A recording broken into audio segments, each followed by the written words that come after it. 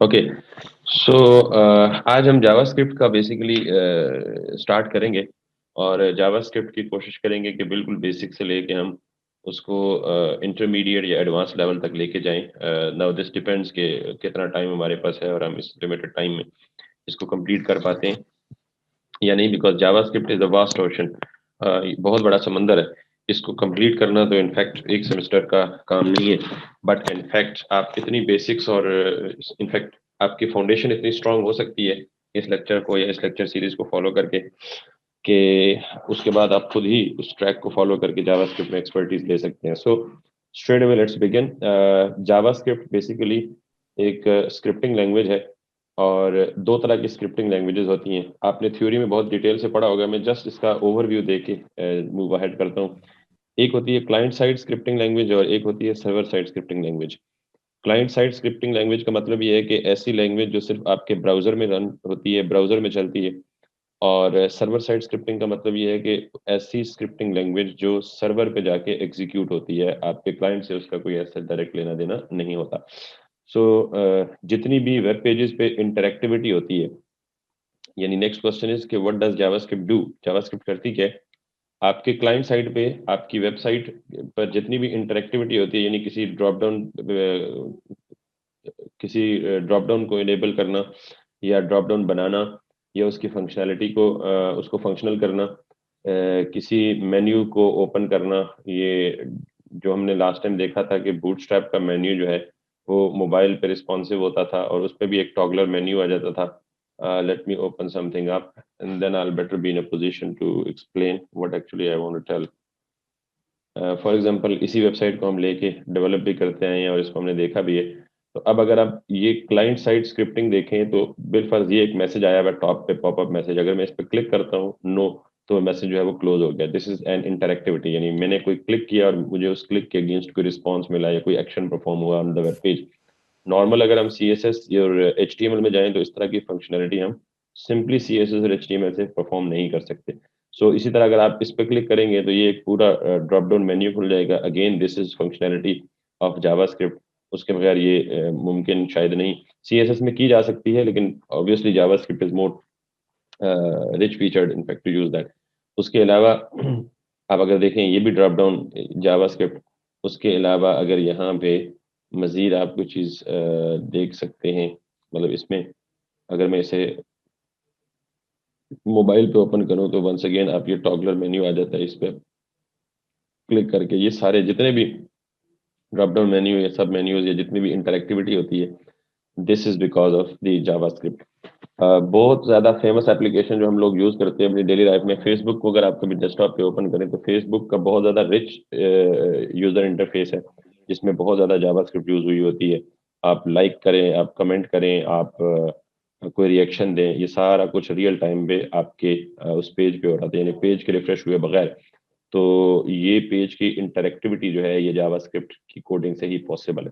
So JavaScript runs in your browser. इसका मतलब ये है कि अगर आपकी एप्लीकेशन सर्वर साइड नहीं भी है, स्टैटिक वेब पेज है या स्टैटिक वेब एप्लीकेशन है, तो still JavaScript can perform well और जावास्क्रिप्ट की फंक्शनलिटी जो है वो उसमें ऐड की जा सकती है। So, with this thing said, let's straight away jump into the practical code for the JavaScript and learn how actually JavaScript works. So, JavaScript को लिखते कहाँ पे हैं? There are several ways like CSS। जैसे हमने CSS को लिखने के तीन तरीके पढ़े थे, एक inline CSS, दूसरी internal CSS और तीसरी external CSS। इसी तरह जावास्क्रिप्ट को लिखने के भी यही तीन तरीके हैं। जावास्क्रिप्ट को इनलाइन भी लिखा जा सकता है, जावास्क्रिप्ट को डॉक्यूमेंट के अंदर हेड के टैग में या बॉडी के टैग में कहीं भी लिखा जा सकता है, और जावास्क्रिप्ट को एक एक्सटर्नल सेपरेट जावास्क्रिप्ट की शीट बना के या फाइल बना के उसको फिर आप कोड में इंक्लूड कर सकते हैं। So how to do that, let's get started with creating a new folder. So मैं यहाँ पे एक नया फोल्डर बनाता हूँ और ईज इनकन्वीनियंस के लिए उस फोल्डर को नाम ही जेएस यानी जावास्क्रिप्ट दे देता हूँ। हाँ, इसके बाद में इसको एज इट इज जैसे मेरा नॉर्मल तरीका है ओपन करने का, विजुअल स्टूडियो कोड में ओपन करूंगा। And after opening it up in visual studio code, यहाँ पे मेरे पास ब्लैंक फोल्डर और इसके अंदर मैं एक फाइल क्रिएट करूंगा और उस फाइल को मैं नाम दे दूंगा एज यूजुअल जैसे मैं देता है index.html। This is the bare minimal setup for the JavaScript. आपने सिंपली एक, क्योंकि JavaScript normally works in combination with HTML, क्योंकि एचटीएमएल के एलिमेंट्स को ही हमने इंटरेक्टिव बनाना होता है, तो इसलिए जावास्क्रिप्ट और एचटीएमएल का कॉम्बिनेशन। सो यहाँ पे बेसिक डॉक्यूमेंट स्ट्रक्चर या डॉक्यूमेंट सेटअप जो है उसको बनाने के बाद अब दो तरीके हैं जावास्क्रिप्ट को फिलहाल लिखने के। एक, या तो आप हेड के टैग के अंदर एक स्क्रिप्ट का टैग लिखें और इस स्क्रिप्ट के टैग के अंदर आप जावास्क्रिप्ट डायरेक्ट लिखना शुरू कर दें। दूसरा तरीका ये है कि आप, ये जरूरी नहीं कि आप हेड के अंदर ही लिखें, जावास्क्रिप्ट के लिए रिकमेंडेड जगह जहाँ पे जावास्क्रिप्ट का कोड लिखना चाहिए वो eight the end of the document, just before the body closing body tag, यानी जहाँ बॉडी टैग क्लोज हो रहा है उसके जस्ट पहले आप ये स्क्रिप्ट का ओपनिंग एंड क्लोजिंग टैग दे के इसके अंदर, यानी स्क्रिप्ट के टैग के अंदर कोड लिख सकते हैं जावास्क्रिप्ट का। सो ये रिकमेंडेड जगह है जावास्क्रिप्ट लिखने की। वैसे हेड में भी लिखेंगे तो it would all be fine, nothing wrong with that too, लेकिन बॉटम पे लिखने की एक वजह है जो कि शायद बाद में चल के मैं इस पोजीशन में हूँ कि उसको डिस्क्राइब कर सकूं। अगर अभी करूंगा भी तो शायद आपको उस तरह से समझ ना आए, that's why I am skipping it. So तीसरी जगह या तीसरी प्लेस स्क्रिप्ट लिखने की वो है कि आप सेपरेट जेएस की फाइल बना लें और फिर उसको हेडर या फुटर में जाके इंक्लूड कर दें, which we will talk about later. JavaScript लिखने के लिए ये तो जगह है प्रॉपर।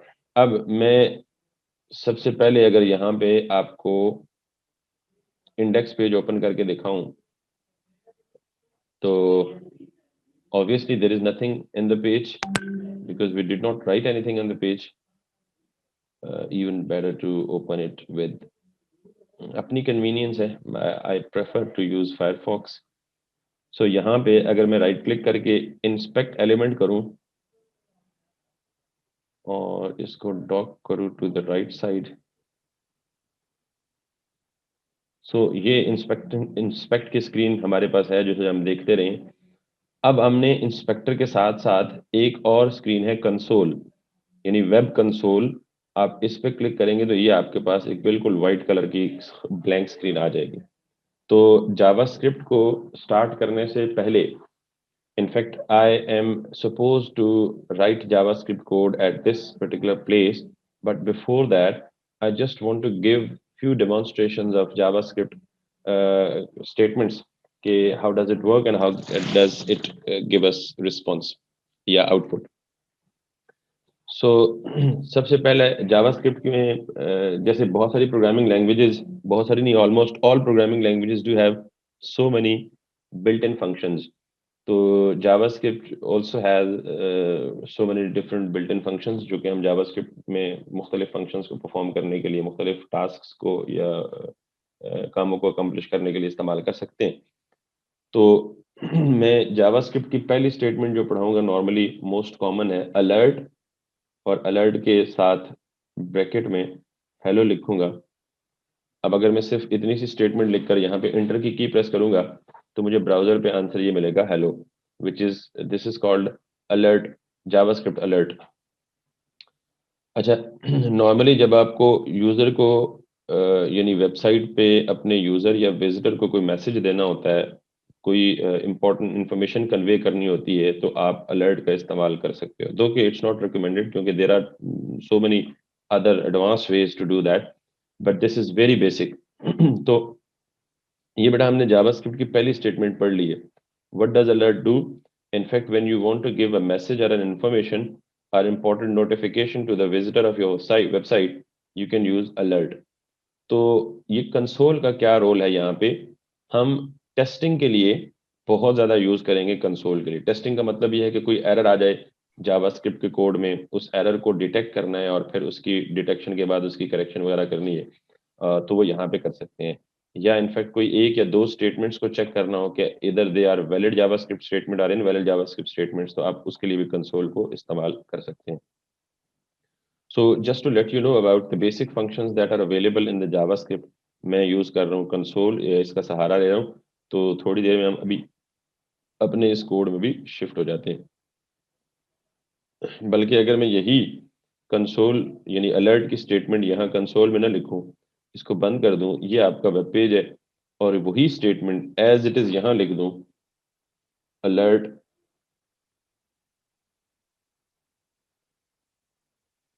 दिस इज, और अगर मैं आप पेज को जाकर रिफ्रेश करूंगा तो ये मेरे पास आ जाएगा hello alert. So this is something very basic.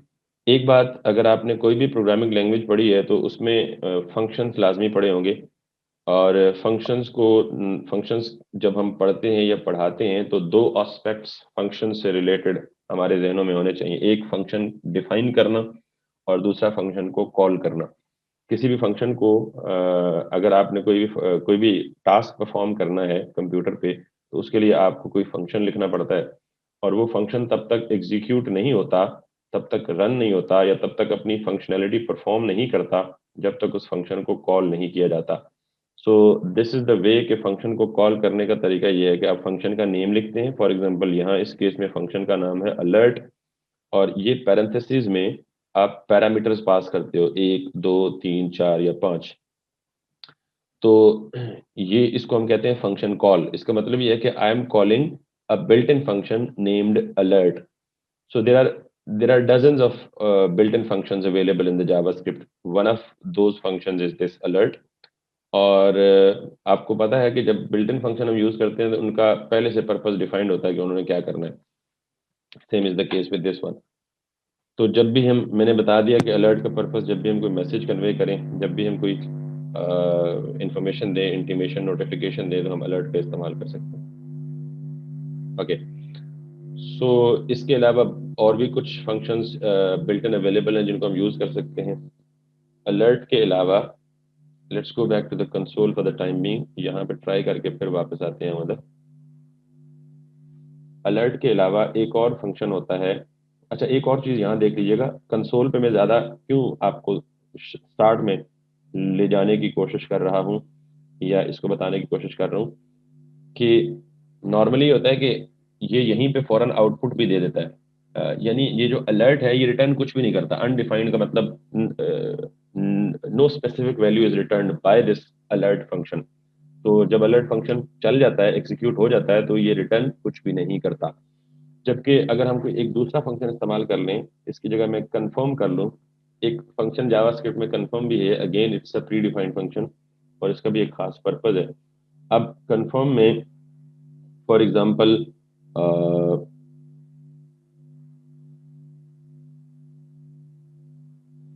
Basically इसका बिहेवियर शायद आपको लगे कि इसका और अलर्ट का बिहेवियर सिमिलर है, लेकिन इसमें कुछ डिफरेंसेस भी हैं। वो मैं बाद में बताऊंगा जब इसका आउटपुट अभी देखूंगा।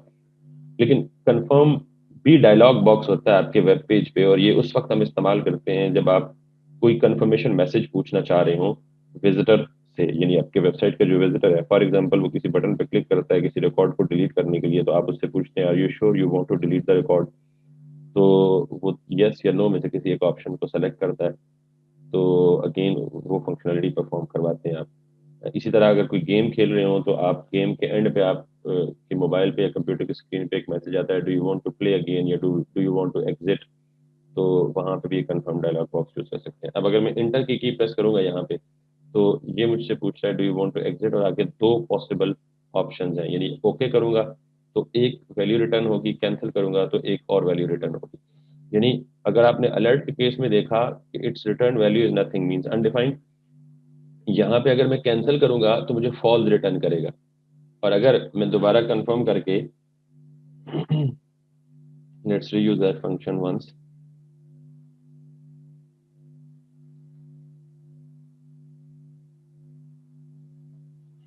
अब अगर मैं इसे एंटर प्रेस करूंगा तो पहले मैंने कैंसिल किया था तो इसने फॉल्स रिटर्न किया, और अगर मैंने ओके रिटर्न किया, ओके क्लिक किया, तो इसने मुझे ट्रू रिटर्न किया। तो इसका मतलब ये है कि alert just is used to convey a message or a notification or an information. It returns nothing. Rather, confirm is the built-in function in the JavaScript which returns one of the two possible values, either true or false, based on our decision or based on the choice of the user, whether he picks up the OK or the cancel one.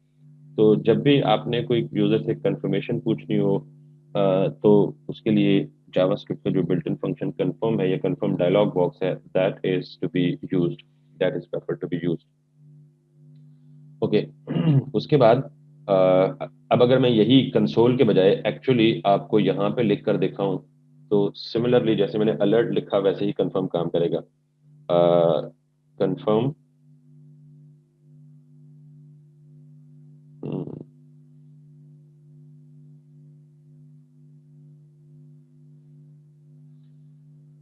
अब अगर मैं इसको refresh करूं तो ये मुझसे पूछ रहा है do you want to exit, तो मैंने ओके किया। तो यहाँ पे हमें पता नहीं लगता कि इसने क्या रिटर्न किया है और इसकी क्या पॉसिबल रिटर्न वैल्यू है। दैट्स वाई मैं आपको कंसोल पे इसकी प्रैक्टिस करा रहा हूँ ताकि इसकी आपको इन डेप्थ समझ भी आ जाए। तो अब मैंने ओके किया, बेसिकली इसने ट्रू रिटर्न किया, लेकिन ये ट्रू रिटर्न करने के लिए मैंने क्योंकि ट्रू को यहाँ कहीं डिस्प्ले नहीं किया तो दैट्स वाई मुझे पता नहीं चला। तो बहरहाल तरीका इसको ये है कन्फर्म को यूज करने का। उसके बाद जावास्क्रिप्ट के बिल्ट इन फंक्शंस में एक दो और फंक्शंस भी हैं, वैसे तो बहुत सारे हैं, लेकिन जो हमने अभी initially in the very beginning in a very basic level पे हमने जो पढ़ने हैं, उनमें से एक फंक्शन ये भी है, दैट इज प्रॉम्प्ट। जब आपने यूजर से कोई इनपुट लेना हो या यूजर से इनपुट वैल्यू लेनी हो, फॉर एग्जांपल मैं कहता हूँ जी इंटर अ नेम या इंटर योर नेम, और उसके बाद मैं एंटर प्रेस करता हूँ, तो उस केस में मुझे डायलॉग बॉक्स में एक इनपुट बॉक्स दे देगा, और मैं यहाँ पे जो भी वैल्यू लिखूंगा दिस, तो मुझे आउटपुट पे वही value in the form of string return करेगा। Make sure in the form of string return करेगा। I repeat, let me give any number to this.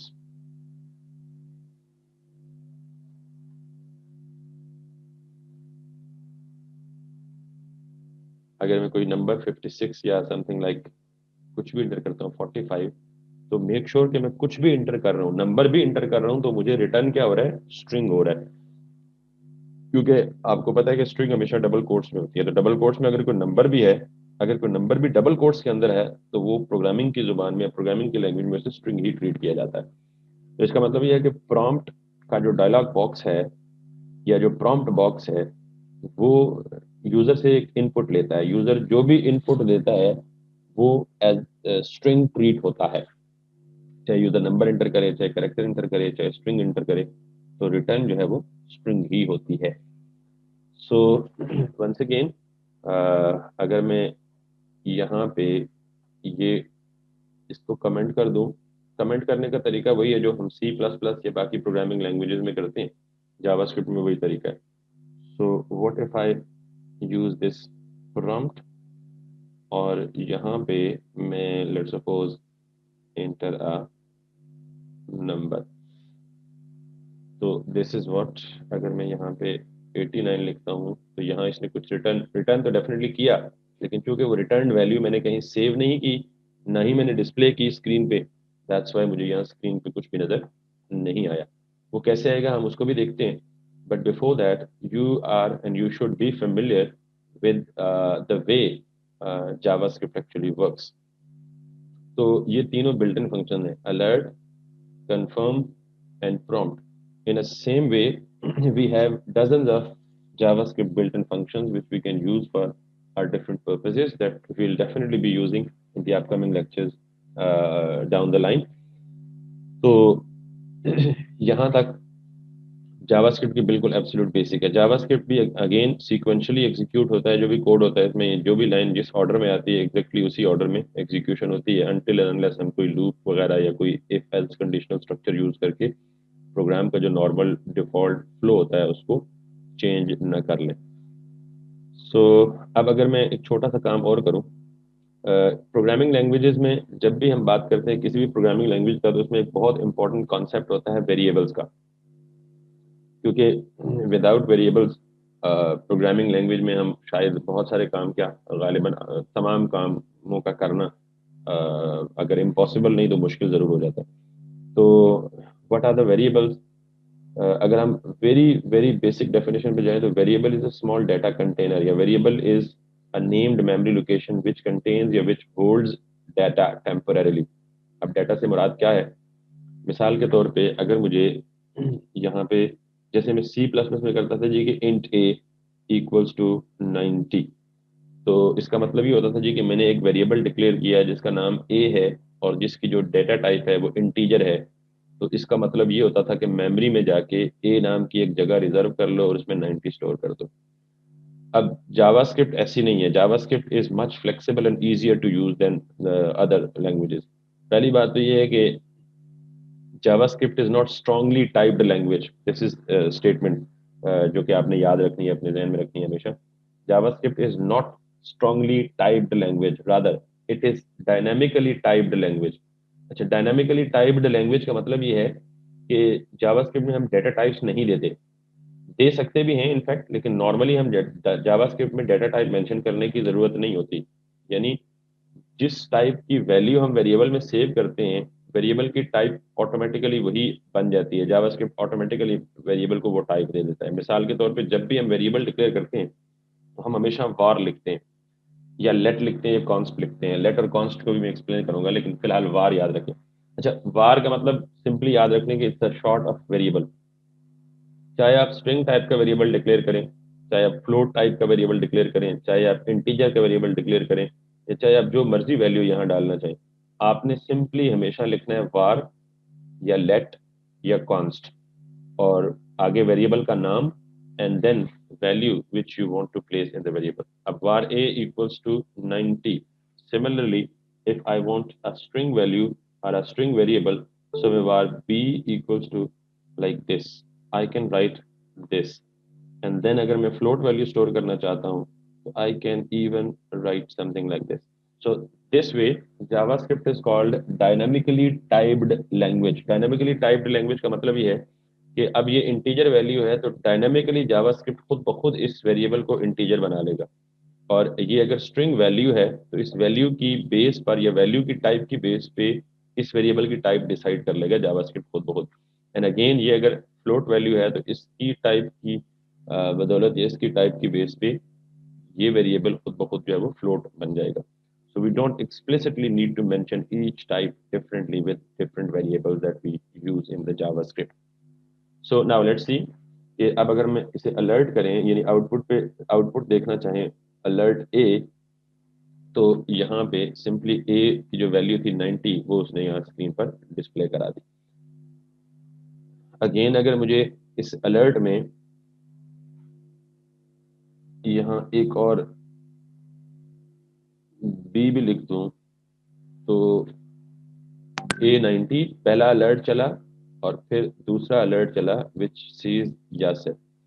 अच्छा, एक चीज ये है कि जो अलर्ट है ना, ये ब्लॉकिंग स्टेटमेंट है। का मतलब ये है कि जब तक हम अलर्ट ओके नहीं करेंगे अगला अलर्ट नहीं चलेगा। यहाँ पे फ्लो जो है या प्रोग्राम का कंट्रोल जो है वो ब्लॉक हो जाएगा। नहीं, उसके बाद अगर मैं अब तीसरा अलर्ट करूं दैट इज सी, तो अब A B C one by one तीनों अलर्ट्स मुझे शो होने चाहिए। पहला अलर्ट 90 और देख लें ब्लॉकिंग स्टेटमेंट, यानी प्रोग्राम का जो कंट्रोल है वो यहाँ रुका हुआ है पहले अलर्ट पे। दैट्स वाई ये पेज पे लोडिंग सिंबल आ रहा है। देन अगेन मैंने ओके किया तो उसने मुझे Yasir which is the second variable, and then मैंने अगेन ओके किया तो the third value which is 23.32। So this is the concept of variable. मैं बहुत ज़्यादा डीप नहीं जा रहा वेरिएबल के कॉन्सेप्ट्स में, because I believe and I suppose कि most of the users do already know at least the basics of programming languages. तो अगर if still there is an issue with the basics, तो I can in fact go into the detail as well. I need a very quick survey from the students. 26 हैं माशाल्लाह students. तो मुझे कोई बता सकते हैं जी किसी को इशू है बेसिक में, तो मैं I can discuss those to.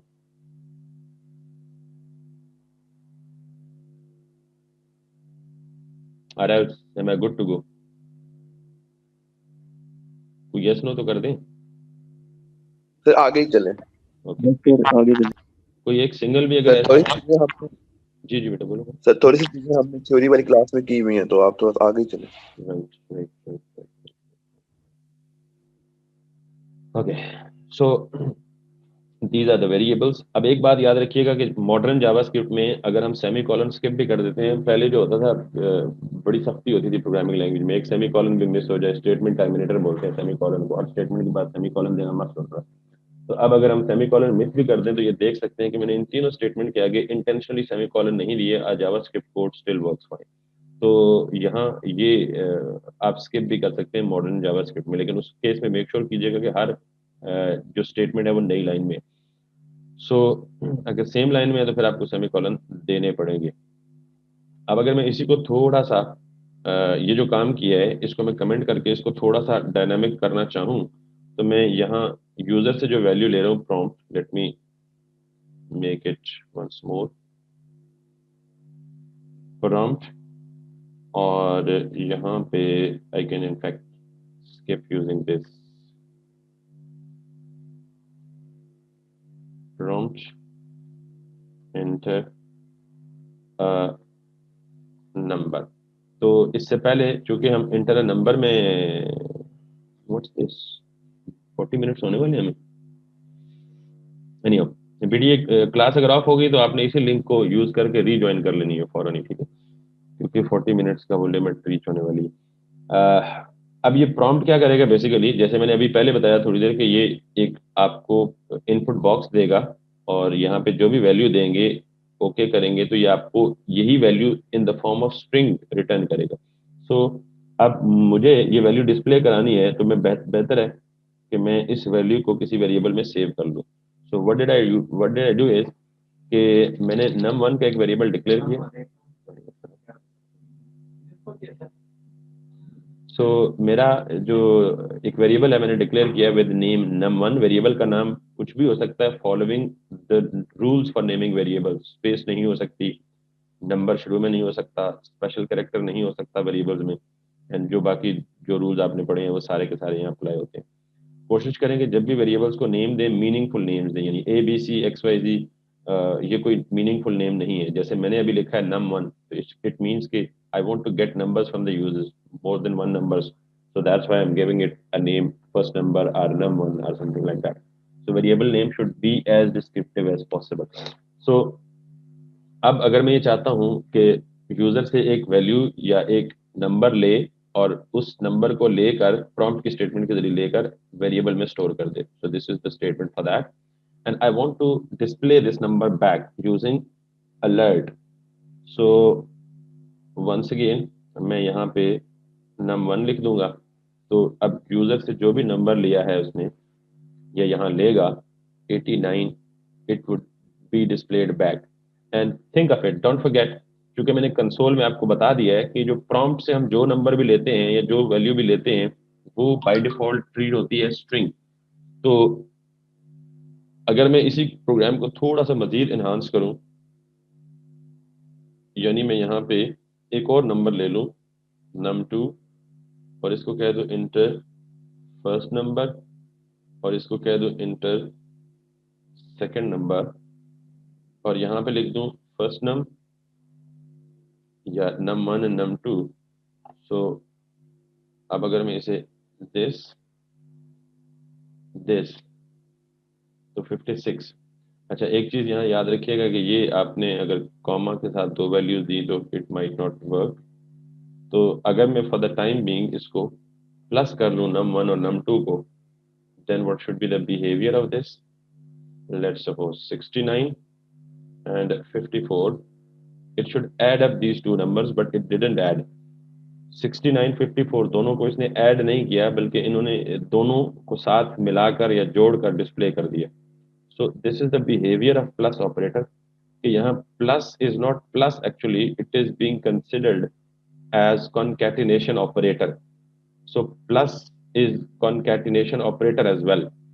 तो जब भी दो स्ट्रिंग्स को आपस में ऐड करने की कोशिश करेंगे आप, तो वो दोनों स्ट्रिंग्स ज्वाइन हो जाएंगी आपस में, यानी कंबाइन हो जाएंगी, ऐड नहीं होंगी, क्योंकि strings are obviously not addable because they are not numbers. So that's why if you put the plus sign between the two different strings, it would concatenate those strings. And if we place plus sign between the two numbers, it would add those two numbers.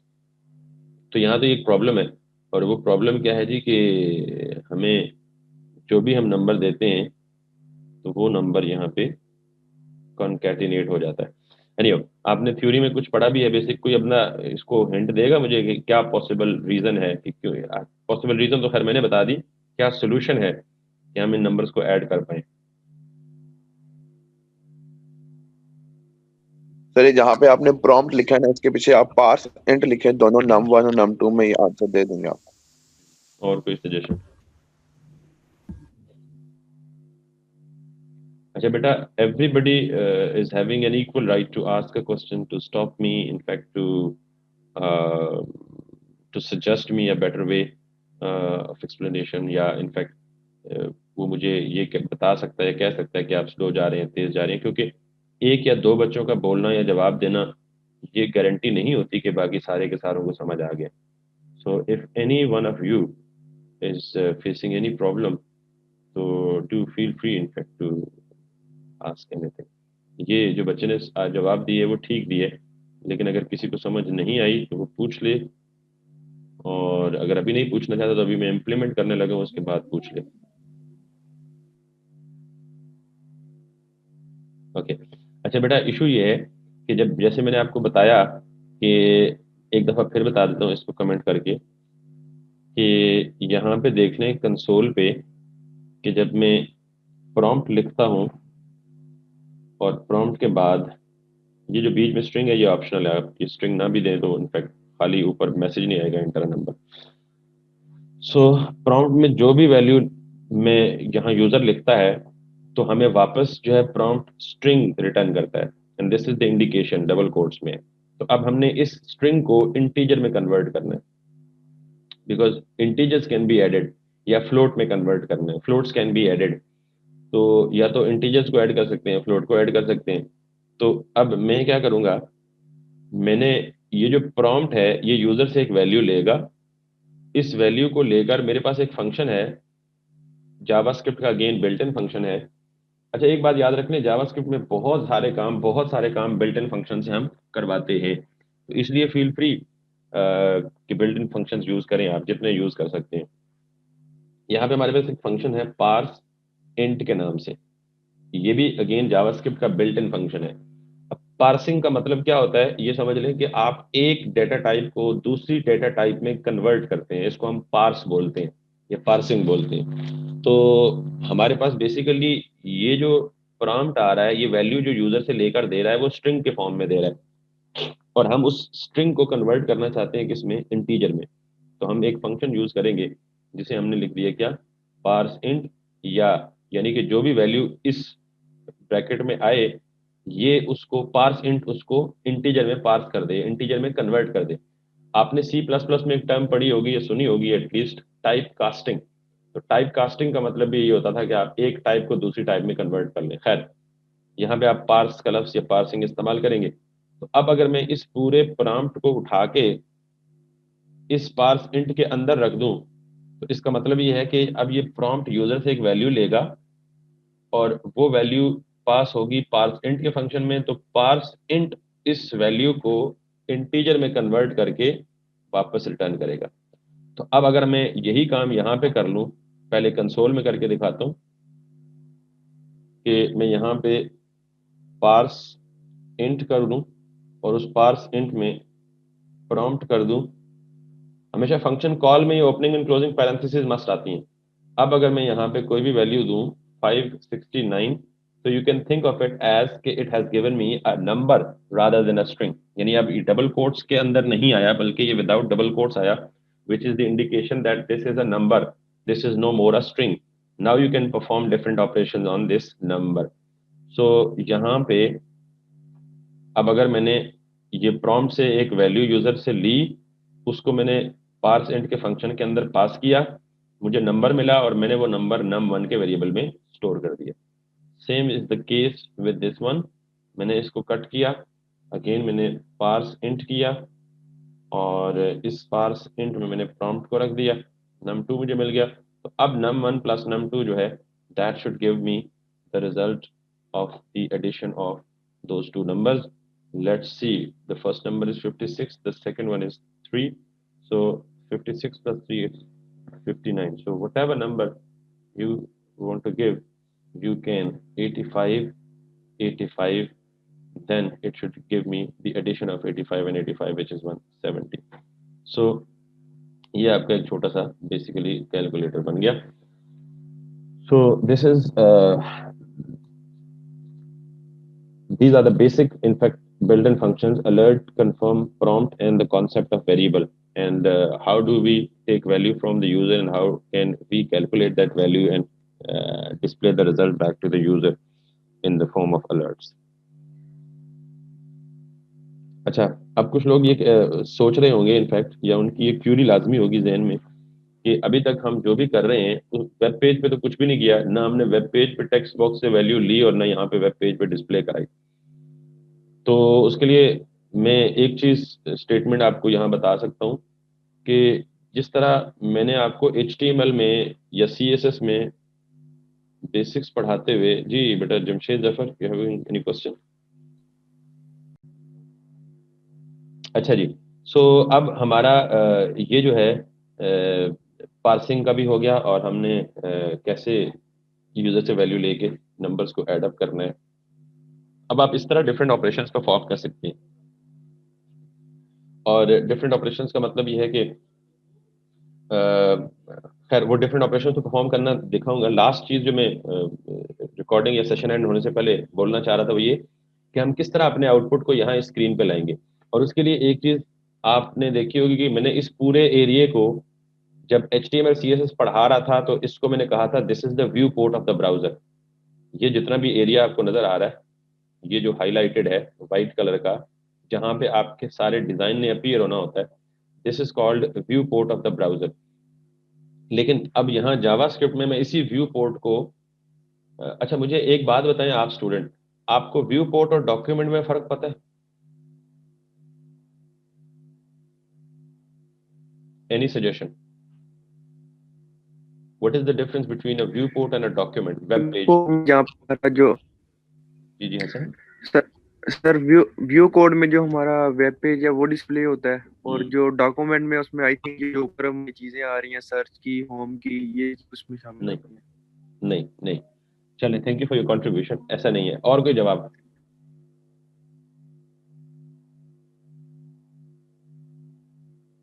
और कोई जवाब?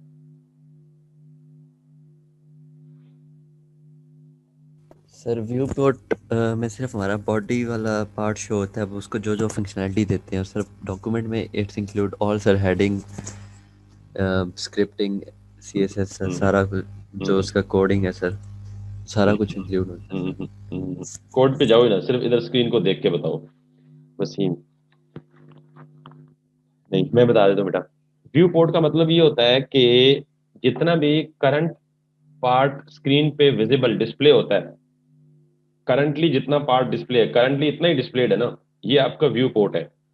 Document का मतलब ये है कि अगर इसमें इस वेब पेज में स्क्रॉल भी है, और ये मैं स्क्रॉल करके डाउन बॉटम मोस्ट तक जाता हूँ, फिर स्क्रॉल अप करता हूँ, तो वो स्क्रॉलिंग समेत ऊपर से लेके नीचे तक जितनी भी वेब पेज की जो लेंथ है उस सारे को शामिल कर लें तो that would become a document, right. View port का मतलब सिर्फ करंटली आपकी स्क्रीन पर जितना पार्ट विजिबल हो रहा है, दैट इज व्यू पोर्ट। लेकिन डॉक्यूमेंट का मतलब अगर उसमें स्क्रॉलिंग भी है तो वेब पेज ऊपर से लेके बॉटम मोस्ट तक जितना भी है वो सारा का सारा, लेट मी शो यू, वो सारा का सारा डॉक्यूमेंट का पार्ट है। मिसाल के तौर पे अगर मैं यहाँ, sorry not mail, it should be Microsoft. अब ये जो करंट पार्ट विजिबल है ना आपके सामने, this is the view port, जो मैं HTML CSS में भी बताई है आपको। लेकिन अगर मैं इसमें ये सारा स्क्रॉल अप करके शामिल कर लूँ, यहाँ टॉप से लेके स्क्रॉल करके बॉटम मोस्ट तक, ये सारा का सारा डॉक्यूमेंट है। मेक सेंस बेटा? सबको क्लियर हो जाना चाहिए अब। Yes sir clear, yes sir clear. Okay, so now अब ये जो जावास्क्रिप्ट में मैं ज्यादातर डॉक्यूमेंट को रेफर कर रहा हूँ, व्यू पोर्ट को नहीं। डिजाइन में ज्यादातर हम व्यू पोर्ट का नाम लेते हैं या व्यू पोर्ट को बार बार रिपीट करते हैं, जबकि जावास्क्रिप्ट में मैं बार बार डॉक्यूमेंट का नाम ले रहा हूँ। सो इसलिए डॉक्यूमेंट डॉक्यूमेंट डॉक्यूमेंट मैंने 3 दफा बोल के इसकी इंपॉर्टेंस पे एम्फसाइज की है, ये याद रखना है। तो अब मुझे कोई चीज से मुराद ये आउटपुट जो है इस केस में अलर्ट पे शो हो रहा है, मैं ये चाहता हूँ कि इन दोनों का जो आउटपुट है वो डॉक्यूमेंट पे शो हो यहाँ, got it? So what do I need to do is कि JavaScript में once again I do have a document object। अच्छा, लफ्ज मैंने ऑब्जेक्ट इस्तेमाल किया तो मैं ये बताऊंगा जब हम थोड़ा सा ऑब्जेक्ट ओरिएंटेड प्रोग्रामिंग का अगर कॉन्सेप्ट पढ़ा ना भी पढ़ा तो स्टिल ऑब्जेक्ट जरूर बताऊंगा क्या होता है। तो डॉक्यूमेंट का मतलब जब भी मैंने कीवर्ड डॉक्यूमेंट लिखा तो इससे मुराद ये पूरा डॉक्यूमेंट मेरे पास आ गया, और इस डॉक्यूमेंट के अंदर मुझे, क्योंकि ये ऑब्जेक्ट है तो ऑब्जेक्ट के बहुत सारे फंक्शंस हो सकते हैं, तो मैंने डॉक्यूमेंट का एक फंक्शन इस्तेमाल कर लिया, डॉक्यूमेंट डॉट राइट, और एक राइट ln, दो फंक्शन होते हैं। तो मैंने सिर्फ डॉक्यूमेंट डॉट राइट लिखा और यहाँ ब्रैकेट में अगेन num1 प्लस num2 लिखा, या उससे भी पहले अगर मैं सिंपली डॉक्यूमेंट डॉट राइट में आपको सिंपली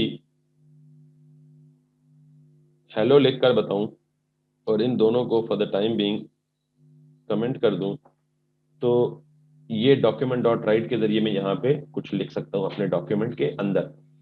और ना सिर्फ ये, बल्कि इस डॉक्यूमेंट डॉट राइट के जरिए मैं पूरा HTML का कोड भी लिख सकता हूँ। यानी अगर मैं इसे h1 लिखूं,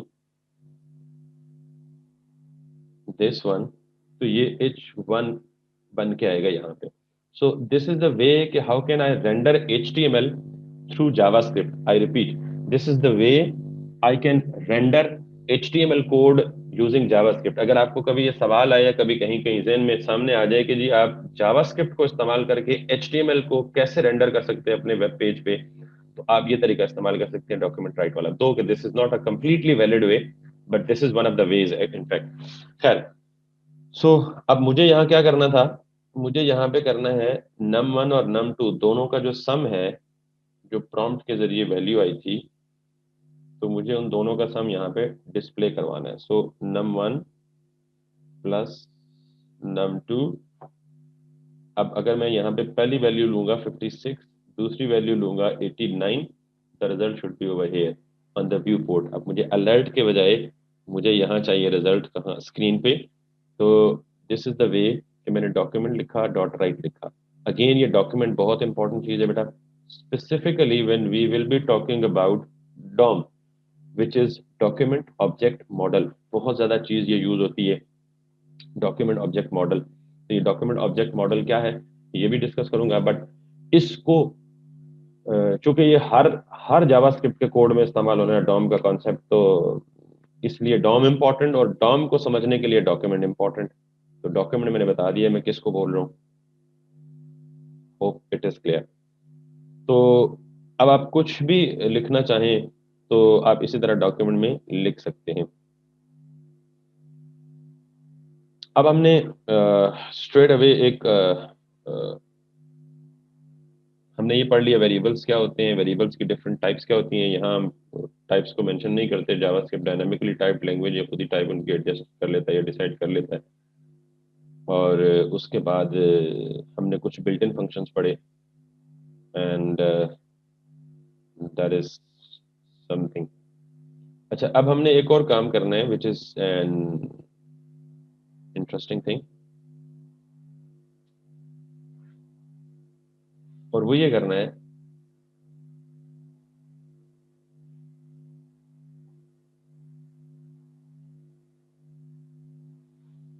बिलफर्ज, हम यहाँ कोई इफ एल्स कंडीशन लगा लेते हैं। हो कंडीशनल स्ट्रक्चर आपने सारों ने पढ़े भी होंगे, लेकिन मैं एक दफ़ा उसको दोबारा ज़रूरी समझता हूँ यहाँ पे रिपीट करना, ताकि जिनके कुछ भूले हुए हैं कॉन्सेप्ट्स वो भी रिमाइंड हो जाए।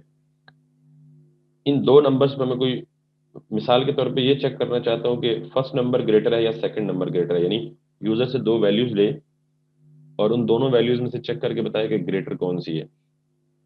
तो सिंपली जैसे हम बाकी लैंग्वेजेस में यूज करते हैं, if num1 is greater than num2, तो यहाँ पे एक केस एग्जीक्यूट करे, और यहाँ पे यानी अगर ये कंडीशन ट्रू होगी तो ये वाली बॉडी चलेगी, और अगर ये कंडीशन फॉल्स होगी तो फिर एल्स वाला केस चलेगा। जरा इसको ज्यादा ओपन कर लेते हैं। सो नाउ मैं इस डॉक्यूमेंट डॉट राइट को यहाँ पे लिख लेता हूँ और इसको यहाँ पे लिख लेता हूँ, और यहाँ अगर ये कंडीशन ट्रू होगी यानी नंबर 1 जो है वो नंबर 2 से ग्रेटर होगा, तो ये वाली स्टेटमेंट चलेगी। तो मैं ये कहूंगा कि num1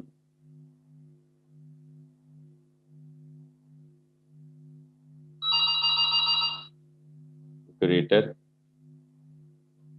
और अगर ये ग्रेटर नहीं होगा तो then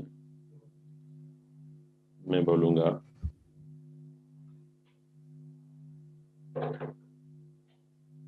is greater.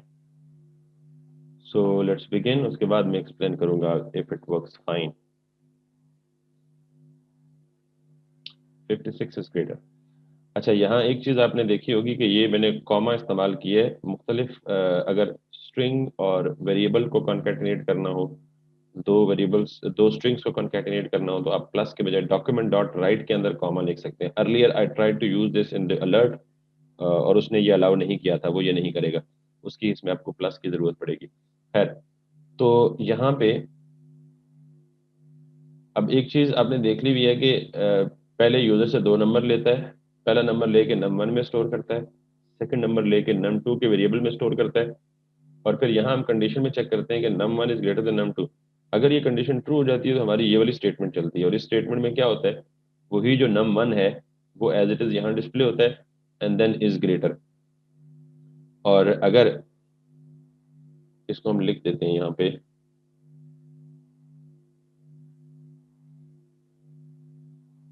The number this, और अगेन दिस, तो अब मैं अगर 69 इंटर करता हूँ और 100 इंटर करता हूँ, तो the number 100 is greater. Greater ज़्यादा मीनिंगफुल कर लें, then num2 greater than num1. This even be more explanatory. So the number 200 is greater than 58. अगर एक दूसरा केस दे दें, 58 and 12, 58 is greater than 12, etc. Anyway, so I hope this is fine कि आप इस तरह से if, else if, multiple else if भी इस्तेमाल कर सकते हैं, then switch भी इस्तेमाल कर सकते हैं, बिल्कुल उसी तरह जिस तरह नॉर्मल बेसिक प्रोग्रामिंग लैंग्वेज में ये इस्तेमाल होती है ये चीज़। यहाँ तक किसी को इशू है तो पूछ लें, अभी तक कोई सवाल है?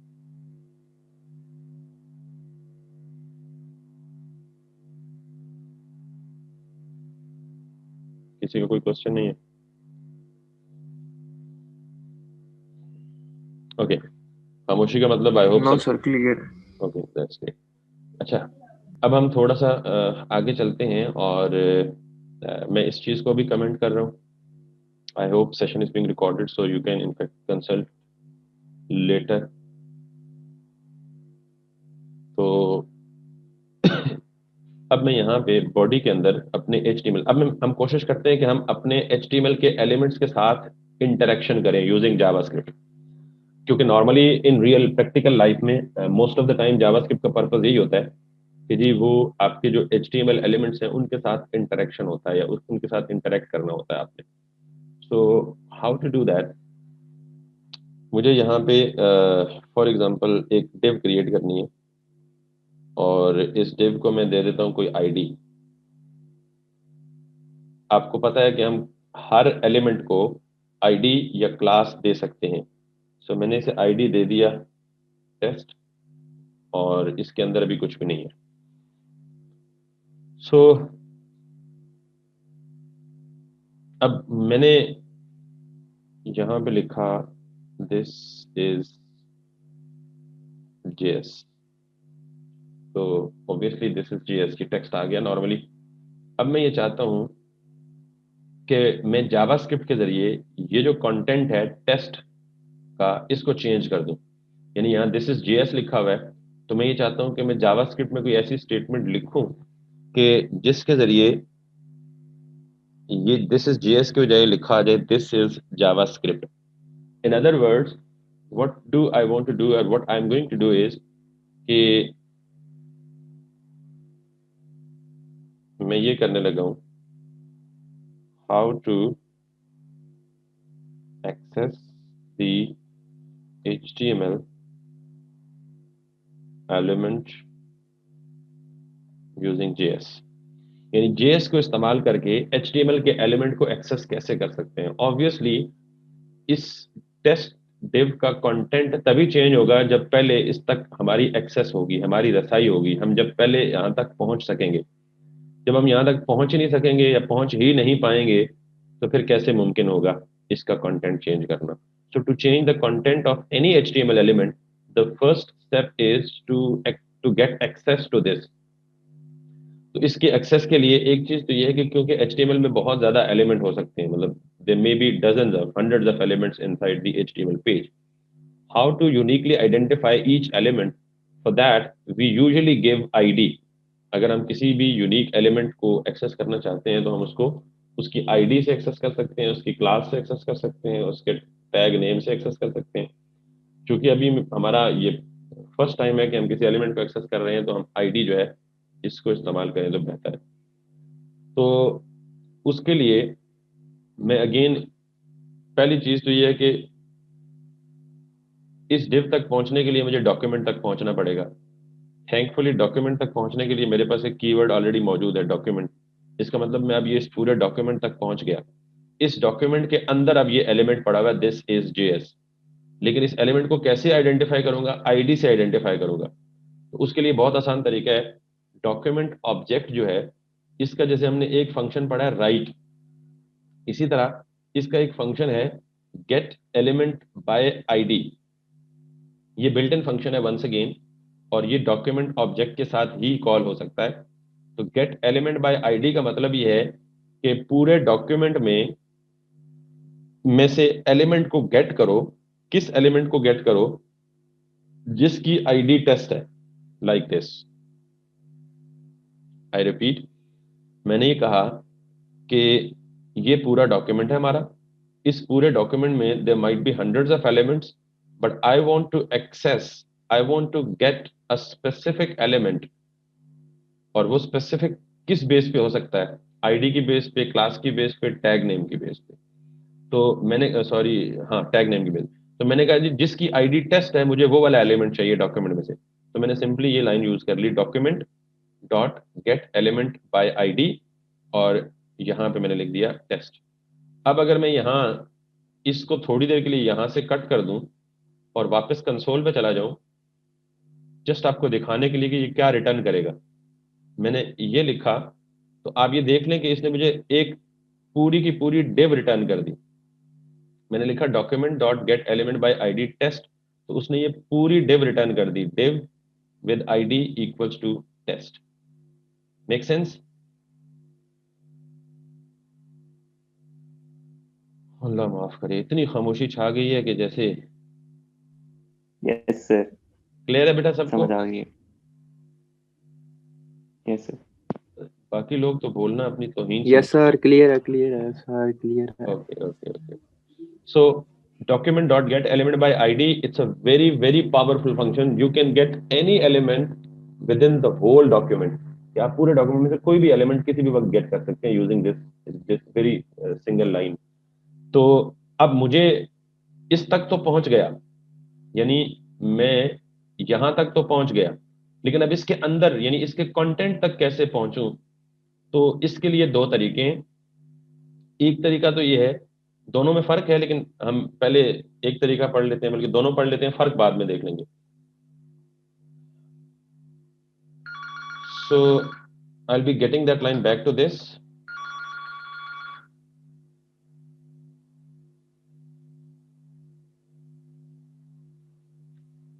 ओके, और अब मुझे इस एलिमेंट से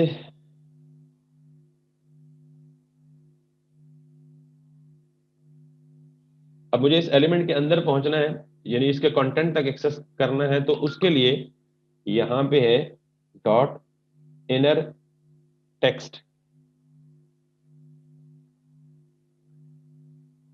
अब जब डॉट इनर टेक्स्ट करूंगा, अब मैं दोबारा इस लाइन को कॉपी करता हूं। अच्छा, एक बात और सुन लीजिएगा बेटा। पहली चीज है, ये है ऑब्जेक्ट। ऑब्जेक्ट के साथ डॉट के बाद मैंने लिखा फंक्शन, और फंक्शन के बाद ये है उसकी प्रॉपर्टी। अगर आपको ऑब्जेक्ट ओरिएंटेड कॉन्सेप्ट्स हैं तो क्लास में तीन, इनफैक्ट दो चीजें क्लास में हम लिख सकते हैं। एक, क्लास में मेंबर फंक्शंस होते हैं, दूसरा क्लास में उसकी डेटा मेंबर्स होते हैं या प्रॉपर्टीज होती हैं। या जिन्हें हम वेरिएबल्स कहते हैं वो होते हैं।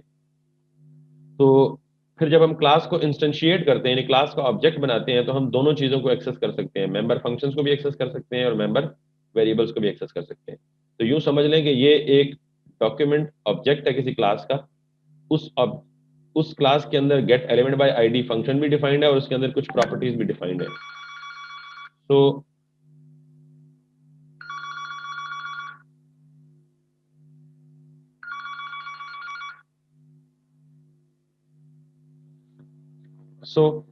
अब मुझे अगर ये लाइन दोबारा मुझे कॉपी करके मैं कंसोल पे ले जाऊं और कंसोल पे जाके पेस्ट कर दूं, तो नाउ यू कैन सी कि अब मैं सिर्फ उस एलिमेंट तक नहीं पहुंचा, बल्कि ये हाईलाइट भी हो गया। उस एलिमेंट के अंदर जो टेक्स्ट लिखा हुआ था, इनर टेक्स्ट का मतलब ये है कि ये जो एलिमेंट टारगेट हो रहा है, document dot get element by ID, इसके अंदर जो टेक्स्ट भी है मुझे वो रिटर्न कर दो। तो इसका मतलब वो टेक्स्ट मुझे रिटर्न हो गया। अब अगर मैं यहाँ पे सिंपली इस टेक्स्ट को किसी वेरिएबल में सेव कर लूँ, var txt, और यहाँ पे जाके इसको अलर्ट कर दूं, तो txt अलर्ट में मुझे मिल जाएगा। That's it, this is JS।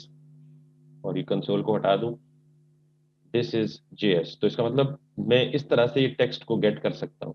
लेकिन मुझे इस टेक्स्ट को गेट तो नहीं करना, मुझे तो इसको चेंज करना है, क्योंकि मेरा सवाल तो ये था कि इस टेक्स्ट को हमने दिस इज JS की जगह दिस इज जावास्क्रिप्ट। खैर ये जो बाकी जितने तरीके भी मैंने बताए हैं बहुत यूजफुल हैं, बाकी बहुत आगे जाके काम आएंगे आपको। तो अब मैं इस टेक्स्ट की जगह अगर मैं इसे इक्वल्स टू करके यहाँ कोई नई वैल्यू लिख दूं, तो अब इसका मतलब ये है कि ये डॉक्यूमेंट में जाएगा, इस आईडी को गेट करेगा, इसके अंदर इनर टेक्स्ट को टारगेट करेगा और उस इनर टेक्स्ट में ये वाला टेक्स्ट डाल देगा। अब सवाल ये है कि वहां तो ऑलरेडी एक टेक्स्ट था, तो उसको रिप्लेस कर देगा विद दिस टेक्स्ट।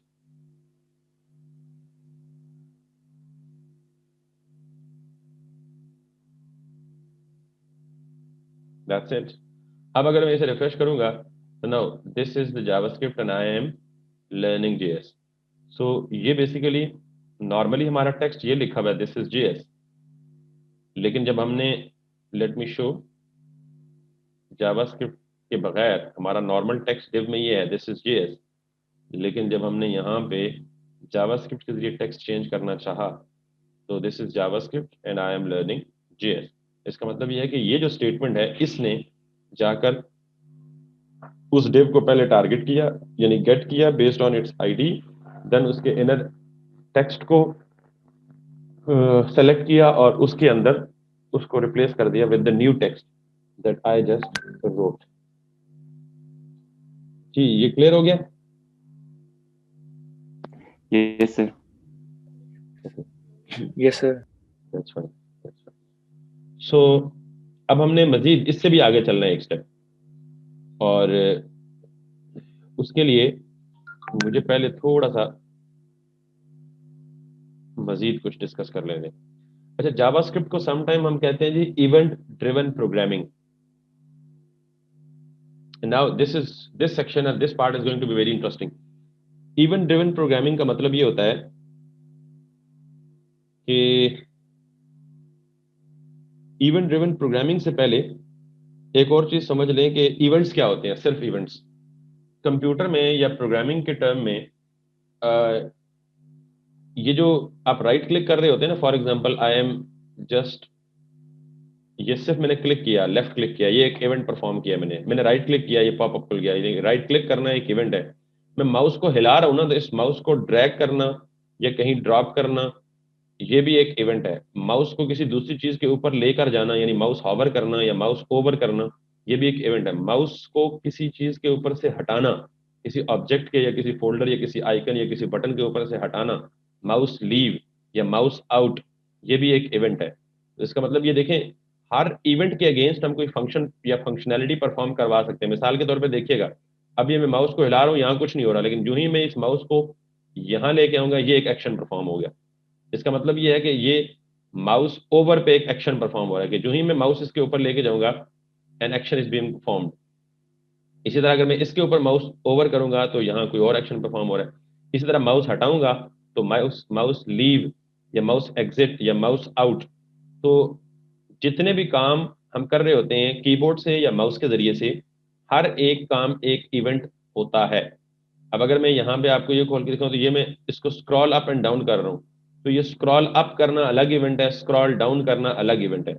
अब ये देखें मैं जिस नाम के ऊपर हॉवर कर रहा हूँ उस नाम के ऊपर उसके ऑप्शंस आगे आ रहे हैं। तो दिस इज अगेन हॉवरिंग या placing mouse over that specific text or link is called as mouse over. तो ये जितने भी काम हैं इनको हम कहते हैं इवेंट्स। सो क्लिक एक इवेंट है, डबल क्लिक भी एक इवेंट है, राइट क्लिक भी एक इवेंट है, स्क्रॉल अप भी एक इवेंट है, स्क्रॉल डाउन भी एक इवेंट है, माउस ओवर भी एक इवेंट है, माउस लीव भी एक इवेंट है, माउस एंटर भी एक इवेंट है। ये सारे के सारे इवेंट्स थे माउस से related. Now there are several events of keyboard. Keyboard के भी कुछ इवेंट होते हैं, मिसाल के तौर पे की को प्रेस करना, कीबोर्ड की किसी भी की को प्रेस करना अलग इवेंट है, की को रिलीज करना एक अलग इवेंट है। देन अगेन बहुत सारे इवेंट कीबोर्ड से रिलेटेड और भी हो सकते हैं। अब हम ये समझ चुके हैं कि इवेंट्स क्या होते हैं एटलीस्ट।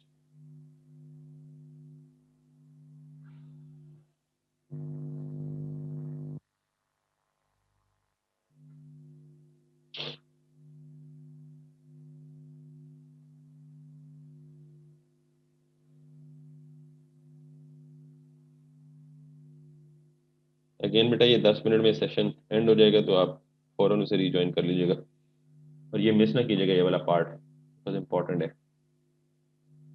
फॉर एग्जांपल क्लिक एक इवेंट है, डीबीएल क्लिक एक और इवेंट है,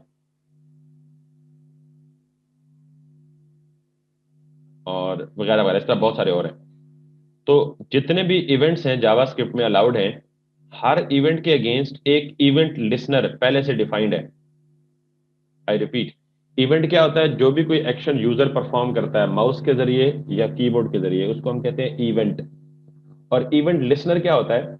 बेसिकली एक फंक्शन कह लें, एक सब रूटीन कह लें, या एक चंक ऑफ कोड कह लें कि जब भी ये इवेंट परफॉर्म होता है तो सबसे पहली चीज जो इस इवेंट को रिएक्ट करती है वो इवेंट लिसनर होता है, यानी इस इवेंट को लिसन करने वाला होता है। तो हर इवेंट जो जावास्क्रिप्ट में मौजूद है उसके अगेंस्ट एक इवेंट लिसनर पहले से डिफाइंड है। हमें वो इवेंट लिसनर कैसे पता लगेगा? आप सिंपली इवेंट लिखें और उससे पहले लिख लें ऑन, यानी इवेंट अगर क्लिक है तो उसका इवेंट लिसनर क्या होगा? On click. और उसे लिखने का तरीका ये है। इसी तरह अगर इवेंट डबल क्लिक होगा तो उसका जो इवेंट लिसनर है वो है ऑन डीबीएल क्लिक।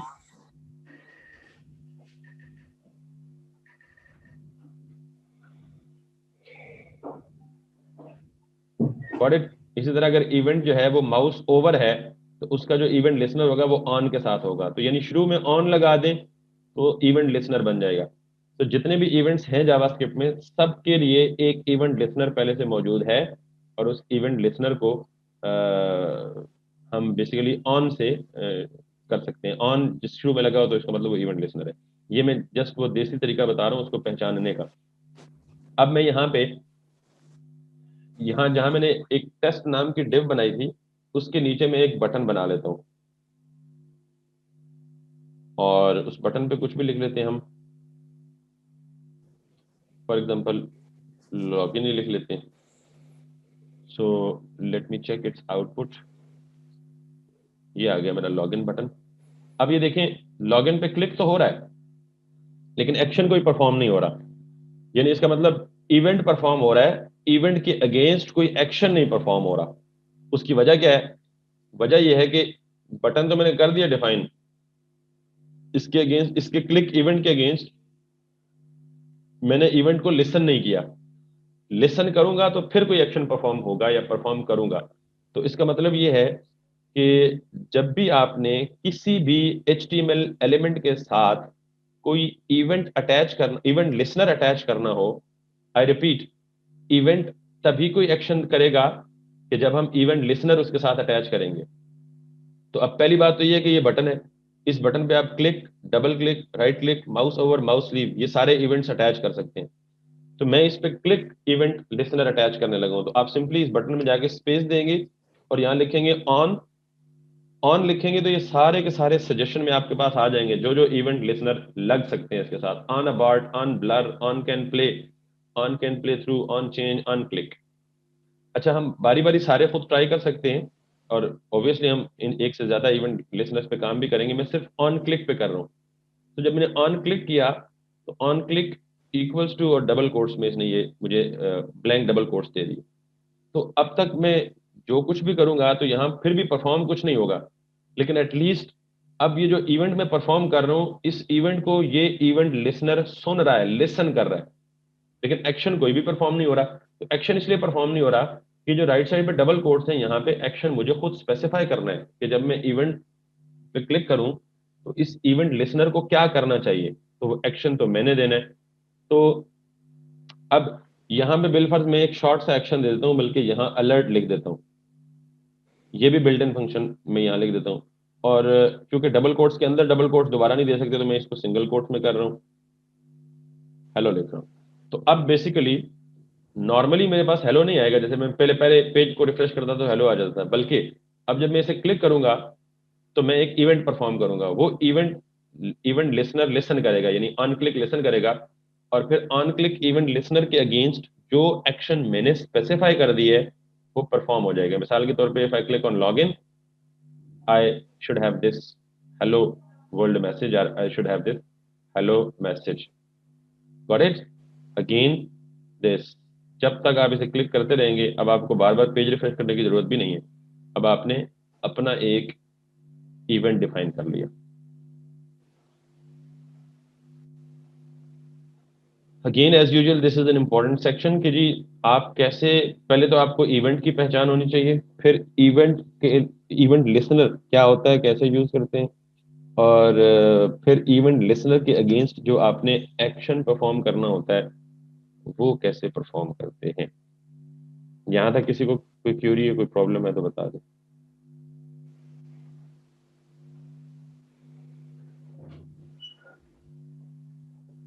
बिकॉज मैं इसके बाद नेक्स्ट सेशन में करूंगा, 4 मिनट रह गए हैं, तो बेहतर है कि हम खुद ही सेशन एंड कर दें और फिर नेक्स्ट स्टार्ट करें।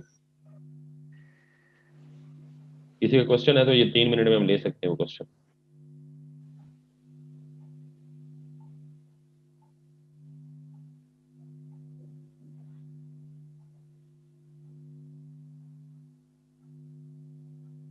कोई क्वेश्चन नहीं है? No sir. और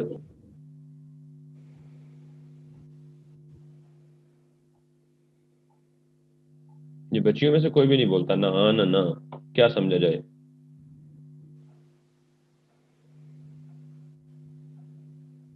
इनकी कौन है GR, वो इनकी नुमाइंदगी? ओके ओके ठीक, ठीक है। चले बेटा, ये क्लियर है? तो वैसे भी 3 मिनट रह गए, मैं इसको एंड कर रहा हूँ। अपने फौरन ज्वाइन कर लेना है नेक्स्ट सेशन, जो ही मैं एंड करूँ तो फौरन रीज्वाइन करना है, ताकि हम उस सेशन में मजीद इसको एलैबोरेट कर सकें, इवेंट्स एंड इवेंट हैंडलिंग को। ठीक है, so do join me again.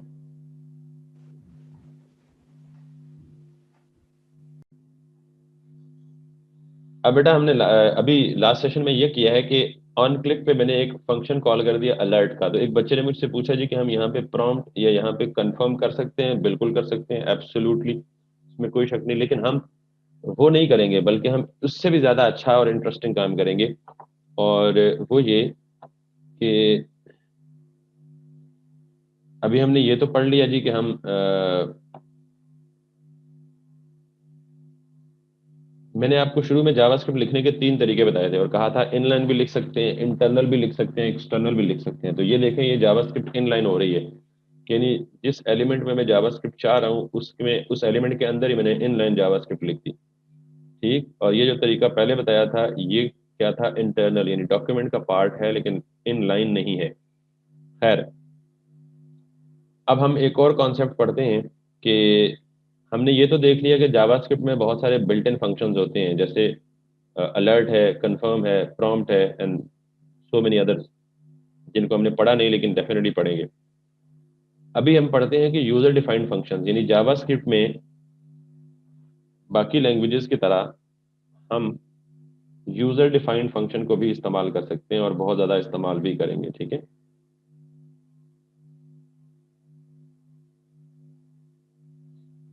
So user defined functions का मतलब ये है कि हम बिल्ट इन फंक्शंस की बजाय, ये क्या हो रहा है, अपना कोई फंक्शन डिफाइन करें, उसमें अपनी कोई खास फंक्शनैलिटी लिखें और फिर किसी क्लिक पे, किसी डबल क्लिक पे या किसी माउस के इवेंट पे या किसी कीबोर्ड के इवेंट पे हम उस फंक्शन को ट्रिगर करवाएं, उस फंक्शन को चलाएं। तो सबसे पहले यूजर डिफाइंड फंक्शन लिखने का तरीका यहाँ पे ये है कि जैसे मैंने कहा, यहाँ कोई डेटा टाइप वगैरह नहीं होती। जैसे नॉर्मली हम C++ में फंक्शन इस तरह लिखते हैं कि इंट टेस्ट दिस और दिस। अब ये हमारी डेटा टाइप होती थी C++ में, ये फंक्शन का नेम था और ये पैरेंथेसिस, अगर हम कोई पैरामीटर या आर्गुमेंट पास या रिसीव कर रहे हैं तो उसके लिए हम ओपनिंग एंड क्लोजिंग पैरेंथेसिस होती थी and then opening and closing curly bracket. So since there is no in fact specific data type here, तो हम यहाँ पे डेटा टाइप के बजाय एक कीवर्ड लिखते हैं फंक्शन। तो जावास्क्रिप्ट में जब भी हमें यूजर डिफाइंड फंक्शन लिखना होता है तो we define user defined function using this keyword function. तो बाकी तरीका वही है कि अब हम जब फंक्शन डिफाइन करना होता है यूजर डिफाइन, तो सबसे पहला वर्ड लिखते हैं हम function which is the keyword which is mandatory to be written to define any function.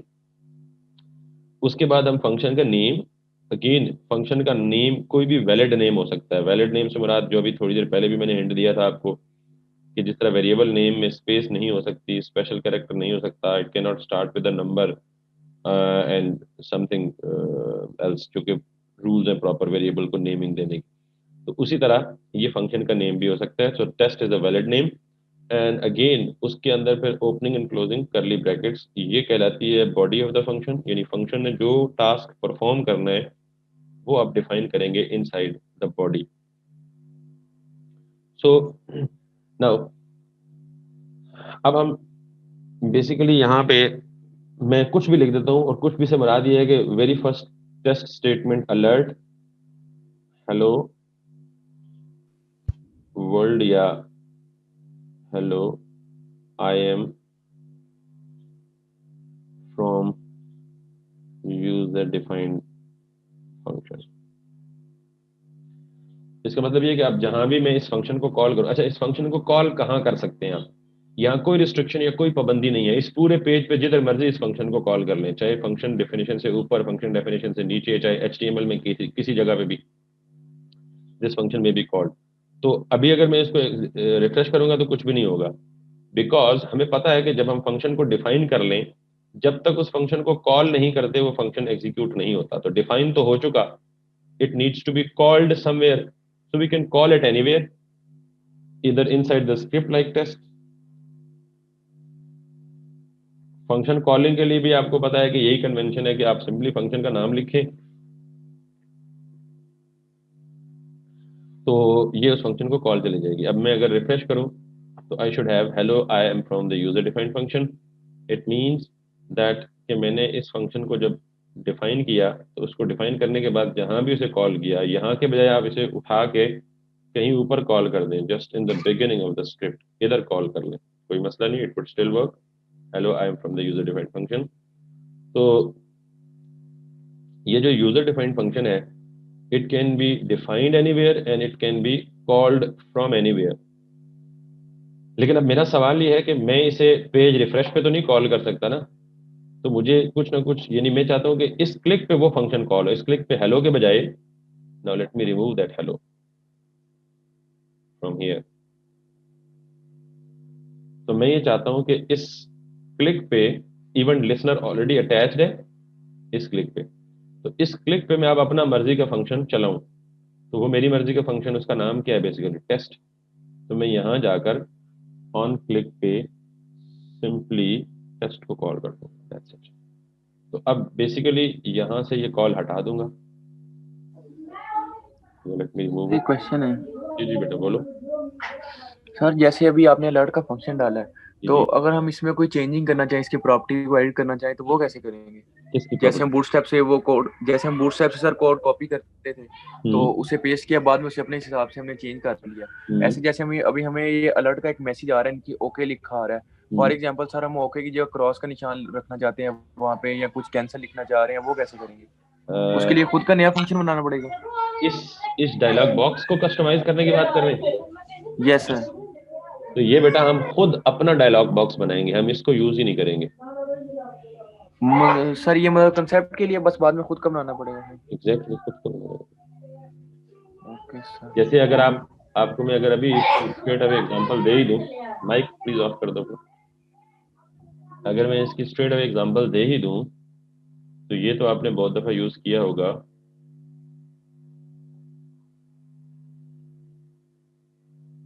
ये बेटा यूज किया होगा ये। This can 100% be customized. इसको जिधर मर्जी करें, क्रॉस का निशान बनाएं, यस का निशान बनाएं, नो का बनाएं, ये बटन चाहिए नहीं चाहिए, डिलीट कर दें, रिमूव कर दें, इसको कस्टमाइज कर लें, इसके साथ जो मर्जी करना चाहें कर सकते हैं। और ये जो बूटस्ट्रैप ने यूज किया हुआ है ना मॉडल, ये भी जावास्क्रिप्ट के जरिए यूज किया हुआ है। और हम पढ़ेंगे कि हम जावास्क्रिप्ट के जरिए अपना मॉडल कैसे बना सकते हैं। हम कुछ भी अपना करना चाहें वो बना सकते हैं। एंड जब ये इस स्टेज पे पहुंचेंगे तो फिर इंशाल्लाह आपकी क्यूरी ऑटोमेटिकली रिजॉल्व हो जाएगी। ठीक है, so this can be done. Anyhow, और किसी का सवाल है बेटा? Okay, we went out from here कि मैंने ऑन क्लिक पे एक अपना डिफाइन किया हुआ फंक्शन जो है वो कॉल किया टेस्ट। अब जब भी इस लॉगिन के बटन पे क्लिक होगा, ये इवेंट लिसनर अटैच है इसके साथ, ये उस इवेंट को लिसन करेगा। यानी बाकी जो मर्जी इवेंट होता रहे, डबल क्लिक होता रहे, माउस ओवर होता, माउस लीव होता रहे, माउस आउट होता रहे, माउस ड्रैग होता रहे, ये कुछ भी नहीं करेगा। लेकिन सिर्फ और सिर्फ जब क्लिक होगा, तो चूंकि ऑन क्लिक इवेंट लिसनर इसके साथ अटैच है, तो सिर्फ ये क्लिक को लिसन करेगा। जो ही क्लिक होगा ये फौरन इस फंक्शन को चलाएगा। इस फंक्शन को चलाएगा तो ये फंक्शन हिट होगा इधर, और जब इधर फंक्शन हिट होगा तो इसके अंदर स्टेटमेंट जो भी लिखी होगी वो चल जाएगी। अब सवाल था बच्चे का कि अगर हम यहाँ पे प्रॉम्प्ट शॉम्प्ट कुछ भी लिखना चाहें तो लिख लें बेटा, अभी देख लीजिएगा। अब अगर मैं वही लॉजिक कैलकुलेटर वाली यहाँ लगा दूं तो ये बनी हुई है सारी। Let me copy this section, paste it over here,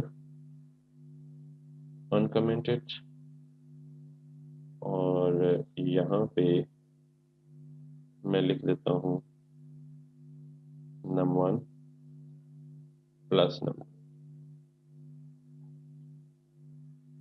अब अगर मैं इसे चलाता हूँ तो अगेन मुझसे पूछता है first number, I gave it 89, मुझसे पूछता है second number is 32 and then 121 is the answer। लेकिन अब ये पेज रिफ्रेश पे कुछ भी नहीं कर रहा, ये सिर्फ तभी चलेगा जब मैं इस पे क्लिक करूंगा। जी, मेक सेंस? Yes sir. अच्छा, इससे भी इंटरेस्टिंग काम ये है कि जब मैं इस पे क्लिक करूं तो ये आंसर, यानी ये वैल्यूज तो यहाँ ले यूजर से, लेकिन जो आंसर है वो मुझे प्रॉम्प्ट में ना, अलर्ट में ना दे, बल्कि आंसर मुझे यहाँ लिखा नजर आ जाए, दिस इज JS यहाँ लिखा हुआ है। तो इसका मतलब ये है कि मुझे जो आंसर या रिजल्ट मिले वो यहाँ मिले। तो how to do that, you might, majority of the student might have already guessed कि हम ये काम कैसे कर सकते हैं। ये काम सिर्फ इस लाइन से कर सकते हैं। दिस, मैं अगर इस अलर्ट को हटा दूं और यही लाइन जो आपको ऊपर बता चुका था, टेस्ट इनर, और यहाँ पे मैं लिख दूं num1 प्लस num2, या इवन बेटर,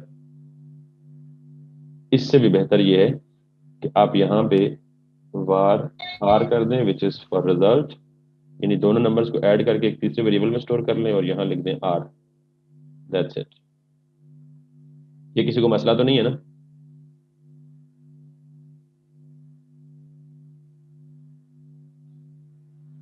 अच्छा, अब हो ये रहा है बेसिकली कि जब ये फंक्शन हिट होगा, हिट कब होगा? जब लॉगिन पे क्लिक होगा, बिकॉज लॉगिन के क्लिक पे हमने एक इवेंट लिसनर लगाया हुआ है विच इज ऑन क्लिक। ये इवेंट को लिसन करेगा और इस लिसन पे ये इस फंक्शन को फायर कर देगा।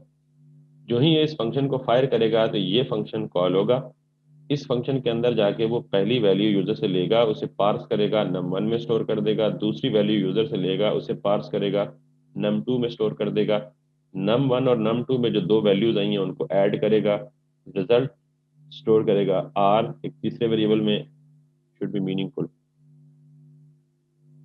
रिजल्ट इस तरह से, और फिर इस रिजल्ट को इस डिव के अंदर डालना है मुझे, दिस इज JS की जगह। तो बेटर कि जी document dot get element by ID test, पहले तो मुझे वहां तक एक्सेस पहुंचनी है, यानी वहां तक पहुंचना है मुझे, फिर उसके अंदर इनर टेक्स्ट में जाना है, एंड देन उसमें जाके ये रिजल्ट डाल देना है, विच इज दिस वन।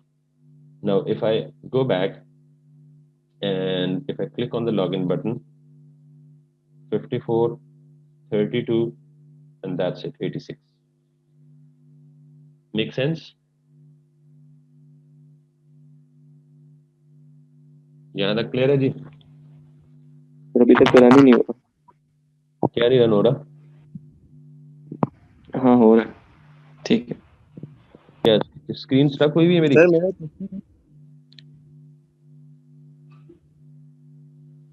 जी बोलो। नहीं सर हो सर गया। अच्छा बोलो। सर मैं ये कह रहा हूँ कि अगर यहाँ पे जो this is JS लिखा हुआ था, अगर वो लिखा रहे तो मुझे फिर अलग डिव बनानी पड़ेगी उसके, अगर हाँ, प्रिंट कराने के लिए या अलग डिव बनानी होगी, या उसके अंदर कोई दो कंपोनेंट मजीद बना लो, यानी दो P बना लो, या दो डिव्स उसके अंदर मजीद बना लो, एक डिव में दिस इज JS लिख दो या समथिंग लाइक दैट। सर फिर तो वो ओवरराइट कर देगा ना उस चीज को। किसको? तो अंदर उन दोनों की अलग अलग आईडीज दे देना, जिसकी आईडी को टारगेट करोगे उसको ओवरराइट करेगा, दूसरे को तो ओवरराइट नहीं करेगा। अच्छा एक और बात है सर, जी, सर जी। जब हम इनर HTML को एक्सेस कर रहे होते हैं थ्रू आईडी, तो इनर अक्सर HTML वो की क्लास इनर HTML की तो बात ही नहीं की भाई मैंने, कहीं नजर आ रहा है इनर? नहीं दूसरा क्वेश्चन है सर मेरा। जी नहीं, इनर HTML की तो बात ही ना करो ना, जब उस पर पहुंचूंगा तो फिर उसका सवाल करना है, मैं लोगों को कंफ्यूज कर रहे हो। नहीं सर ये आईडी वाला मैं कह रहा हूँ, आईडी वाला। अच्छा ठीक है बोलो। ये जब हम आईडी एक्सेस कर रहे होते हैं इनर HTML के लिए, तो अक्सर जब हम क्लास एक्सेस कर रहे होते हैं तो फिर इनर HTML का नाम ले रहे हो भाई, यही तो मना कर रहा हूँ। अच्छा सर जब हम आईडी एक्सेस कर रहे होते हैं हाँ, तो अक्सर क्लास में एक्सेस नहीं हो रहा होता है जावास्क्रिप्ट में। क्यों नहीं एक्सेस होता? मैं करके दिखाऊंगा, ना हुआ तो बात करो। नहीं सर कुछ पॉइंट्स ऐसे आते हैं, मैं कुछ कल प्रैक्टिस कर रहा था तो जब आप मैं कर रहे आईडी थे, लगा रहा था तो वो काम कर रहा था, जब मैं क्लास लगाता तो वो अपना रिएक्शन शो ही नहीं करता था। वो आप कर रहे थे ना, इसलिए आप गलती कर रहे थे, और ये गलती अक्सर लोग करते हैं, मोस्ट कॉमन मिस्टेक है। सही है। ठीक है, wait a bit, let me move to that part and then I, मैं इसलिए अभी रिलक्टेंट हूँ इस बात का आंसर देने के लिए कि ये सिर्फ आपका सवाल है, मेजोरिटी लोगों को ये बात समझ नहीं आ रही कि क्लास को कैसे एक्सेस करना है, तो चूंकि मैंने पढ़ाई ही नहीं है तो डेफिनेटली नहीं समझ आएगी उनको, इसलिए थोड़ा सा वेट प्लीज, ठीक है? और किसी का सवाल है अप टू दिस पॉइंट? अस्सलाम वालेकुम सर। वालेकुम सलाम, जी बेटा बोलो। सर ये अभी तो आपने लॉगिन पे क्लिक किया तो वो option, ji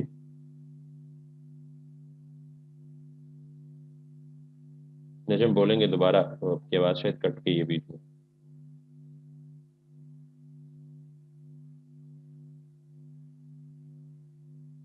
Najam, am I audible?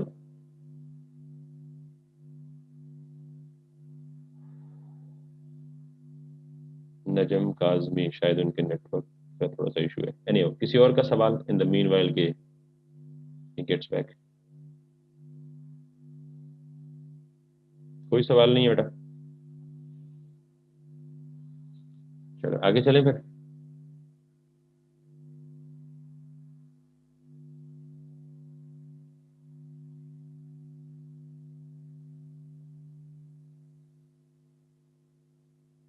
किधर गया नजम काजमी? शायद ऑफ ही हो गया। नहीं हो, किसी और का सवाल नहीं है तो हम आगे चलते हैं जी बेटा।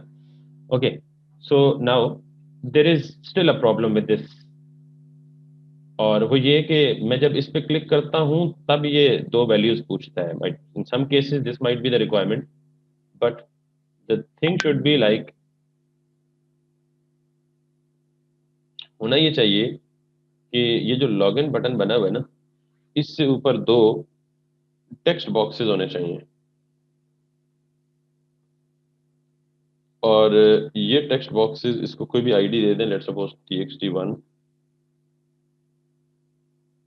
और इसको आईडी दे दें txt2। तो अब होना ये चाहिए कि नॉर्मली इन दो टेक्स्ट बॉक्सेस में जो भी इनपुट आए, लॉगिन के क्लिक पे वही रिजल्ट कैलकुलेट होके यहाँ ऊपर आ जाए। यानी मुझे ये जो डायलॉग बॉक्सेस हैं बार बार आना, अपीयर होना, ये डिस्टर्बिंग है। अगर मैं चाहता हूं कि ये ना हो, बल्कि मुझे डायरेक्ट इन्हीं टेक्स्ट बॉक्स की वैल्यूज को गेट करके ये काम करना हो, तो how can I do that? ठीक है, मुझे पहले ये बताएं सारे लोग प्लीज कि ये ज्यादा तो नहीं हो रहा?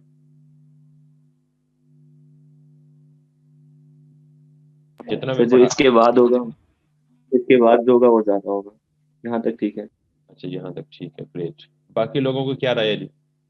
मैं बार बार ये बोल रहा हूँ बेटा कि आप सारे लोगों की राय इक्वली इंपॉर्टेंट है, तो इसलिए जो राय नहीं देगा मैं समझूंगा कि वो हमारे साथ है, अलाइंड है। ठीक है सर, ये वाला आप कंप्लीट कर दें, ठीक है। ग्रेट। और फीमेल्स? सर यहीं तक।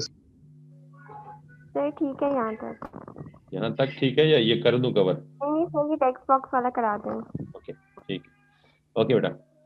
सो नेक्स्ट जी, ये अब होना ये चाहिए कि मैं यहाँ पे जो नंबर एंटर करूँ इसमें, तो लॉगिन पे क्लिक करूँ तो ये दो नंबर्स कैलकुलेट हो, instead of in fact going to the dialogue boxes and or prompt boxes or something like that. So we need to get rid of these two lines and we need to get input from these two text boxes that we have written in our own HTML. तो हम ज्यादा क्या कर रहे हैं, built in चीजों की से हट के ज्यादातर अपनी डिफाइंड चीजों की तरफ मूव हो रहे हैं। तो जैसे पहले हम बिल्ट इन फंक्शन यूज करते थे, अब हमने यूजर डिफाइंड फंक्शन यूज कर लिया। पहले हम बिल्ट इन वो अलर्ट वगैरह यूज करते थे, फिर हमने ये document dot get element wait कर लिया। अब इसकी भी लॉजिक वही है बेटा जो इसकी लॉजिक थी या इसकी लॉजिक थी, कि मुझे कुछ भी यानी इसमें चेंज करना है टेस्ट डिव में, तो पहला स्टेप ये था कि मुझे इस डिव तक पहुंचना है। तो इस डिव की जो आईडी थी वो टेस्ट थी, तो मैंने क्या किया, document dot get element by ID test, तो वहां तक पहुंच गया।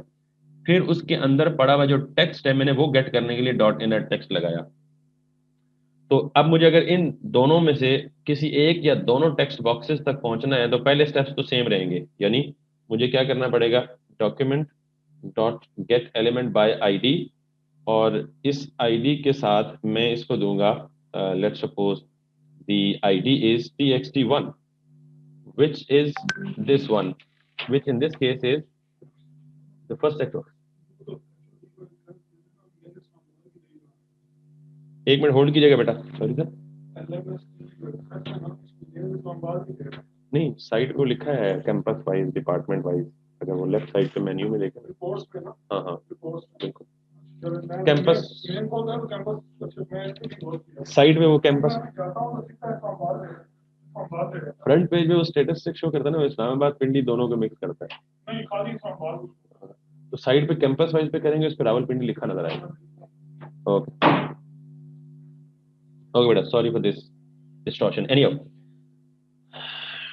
अब ये जो txt1 है ना, that is something like this txt1, यानी जिसकी आईडी txt1 है, तो इसको टारगेट कर रहा है। कैसे कर रहा है, अगर मैं इसको भी यहां से कॉपी करूं और यहाँ कंसोल पे आ जाऊं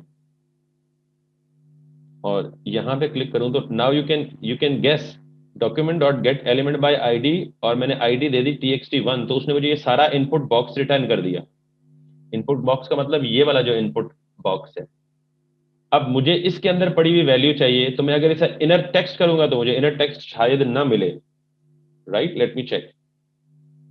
अब मैंने इसको इनर टेक्स्ट किया तो इसने इनर टेक्स्ट में एम्प्टी स्ट्रिंग रिटर्न की। इसका मतलब यह है कि inner text does not work in case of input elements. तो यहां से आपको यह भी पता चल जाएगा कि inner text only works for the divs और for the HTML elements other than the input elements. यानी इनपुट एलिमेंट्स वो हैं जो यूजर से रन टाइम पे इनपुट लेने के लिए इस्तेमाल होते हैं, जैसे रेडियो बटन है, चेक बॉक्स है, इनपुट बॉक्स है, दूसरा क्या कहते हैं ड्रॉप डाउन बॉक्स है, वगैरह वगैरह, इन सारों को हम कहते हैं इनपुट एलिमेंट्स। तो इसका मतलब ये हुआ कि जब हम इनर टेक्स्ट इस्तेमाल करते हैं तो ये सिर्फ हमें नॉन इनपुट एलिमेंट्स का टेक्स्ट रिटर्न करता है। तो what to do, to get value from the text box और फ्रॉम द इनपुट, तो उसके लिए आप एक और कीवर्ड इस्तेमाल करते हैं VALUE, ये एक और प्रॉपर्टी है। तो अब आप देखें कि जब मैंने ये इस्तेमाल किया document dot get element by ID, कौन सी आईडी, टेक्स्ट 1 और डॉट वैल्यू, इसका मतलब इसके अंदर पड़ी हुई वैल्यू, तो इसके अंदर इस वक्त क्या पड़ा हुआ है 32, तो इसने मुझे क्या रिटर्न किया 32। If I change it to 45 और यहाँ आके मैं इसको दोबारा से इंटर करूं तो इसने मुझे ये 45 वाली वैल्यू यहाँ रिटर्न कर दी। ये क्लियर हो गया सबको आई होप।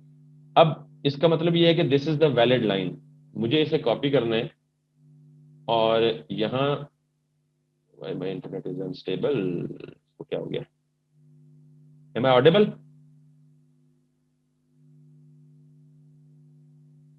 मुझे सुन सकते हैं आप लोग?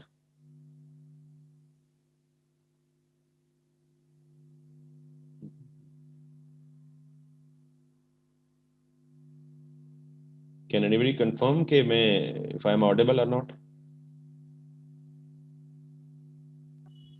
Audible. Yes, sir. Okay. So now I have to replace this line with the one that I have tested in the console. तो अब document dot get element by id txt1 dot value, तो इसका मतलब ये है कि मैं इस टेक्स्ट बॉक्स के अंदर पड़ी हुई वैल्यू तक पहुंच चुका हूं, एंड देन मुझे सेकंड टेक्स्ट बॉक्स की वैल्यू लेनी है, बट बिफोर दैट अभी ये वैल्यू मुझे ली है लेकिन मुझे कहीं सेव नहीं की, तो मैं इसको सेव कर दूंगा। और दूसरी बात ये कि ये वैल्यू मुझे किस फॉर्मेट में मिल रही है, स्ट्रिंग फॉर्मेट में, तो बेहतर है कि आप इसको भी क्या कर दें, पार्स इंट कर दें, just the way you did in case of prompt. इसी तरह आप इसको आप कॉपी करें, इसको आप दोबारा यहीं पे पेस्ट कर दें, txt1 के बजाय txt2 कर दें, इसको आप var num1 कर दें और इसको आप var num2 कर दें। यहां तक किसी स्टूडेंट को मसला है तो बता दें अभी, वरना आपका काम हो चुका है। This is something right.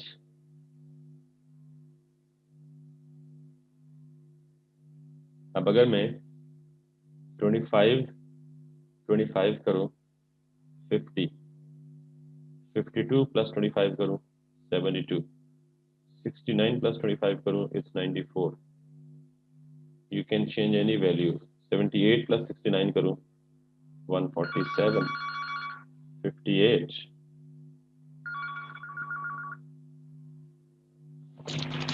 अस्सलाम वालेकुम सर।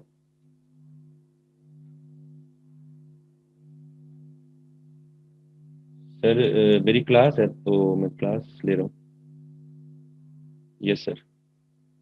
Okay thank you.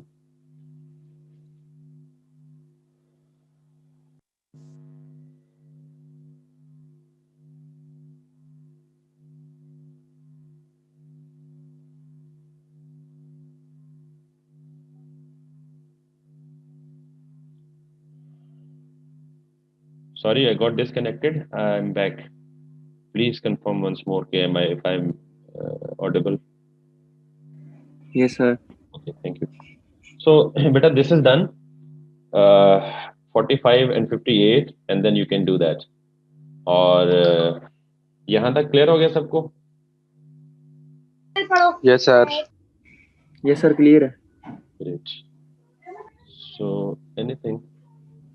अच्छा, बजाय अब इसे लॉगिन करने के हम इसका कोई नेम भी चेंज कर देते हैं, like if I can give it add button.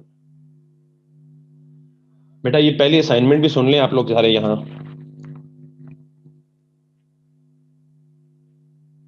आपकी जो पहली असाइनमेंट होगी, खैर मैं उसको LMS में भी डाल दूंगा, उसमें सारी डिस्क्रिप्शन भी लिखी होगी, लेकिन मैं यहाँ वर्बली भी आपको बता दूं, ये मार्क्ड असाइनमेंट होगी, यानी इसमें मार्किंग होगी प्रॉपर।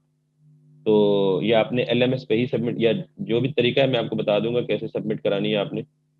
और लेकिन उसकी सुन लें, फिर मैं उसके बाद आगे चलता हूँ। असाइनमेंट आपकी ये होगी कि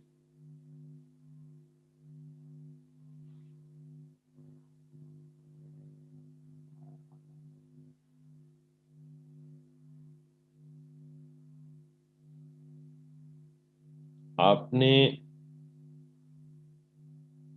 एक, दो, तीन, चार, इसको कह लें आप प्लस, इसको कह लें माइनस, इसको कह लें मल्टीप्लाई, इसको कह लें डिवाइड, और आई थिंक 4 बहुत है। आपने हर एक, यानी ये 4 बटन होने चाहिए आपके वेब पेज पे, ठीक है।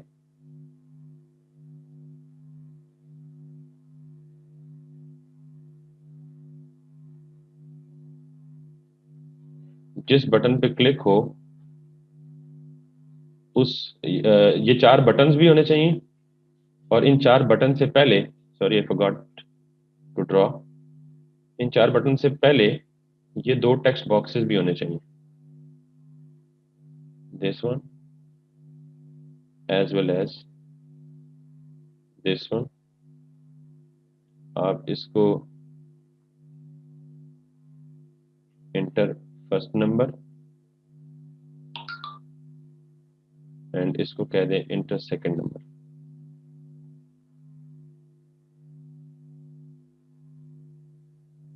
करेक्ट।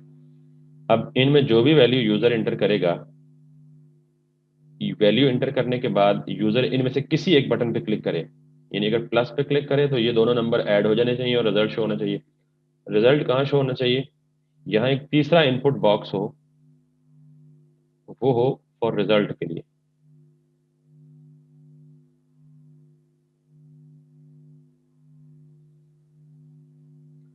तो अब आप ये देख लें कि यहाँ जो यूजर नंबर एंटर करे और यहाँ जो नंबर एंटर करे, और उसके बाद जिस भी बटन पे क्लिक करे, प्लस पे क्लिक करे तो इन दोनों को प्लस करके यहाँ रिजल्ट आना चाहिए, माइनस पे क्लिक करे तो इन दोनों को माइनस करके रिजल्ट इधर ही आना चाहिए। अगर ये इसको क्लिक करेगा मल्टीप्लाई को, तो इन दोनों नंबर्स को गेट करके मल्टीप्लाई करके रिजल्ट यहाँ आना चाहिए, और अगर डिवाइड पे क्लिक करे तो 2 नंबर डिवाइड होके रिजल्ट जो है वो अगेन यहाँ आना चाहिए। So this is your complete assignment. उसका यूजर इंटरफेस भी इस तरह होना चाहिए और उसकी फंक्शनैलिटी भी as expected and as explained कि एज इट इज होनी चाहिए। असाइनमेंट समझ आ गई सबको?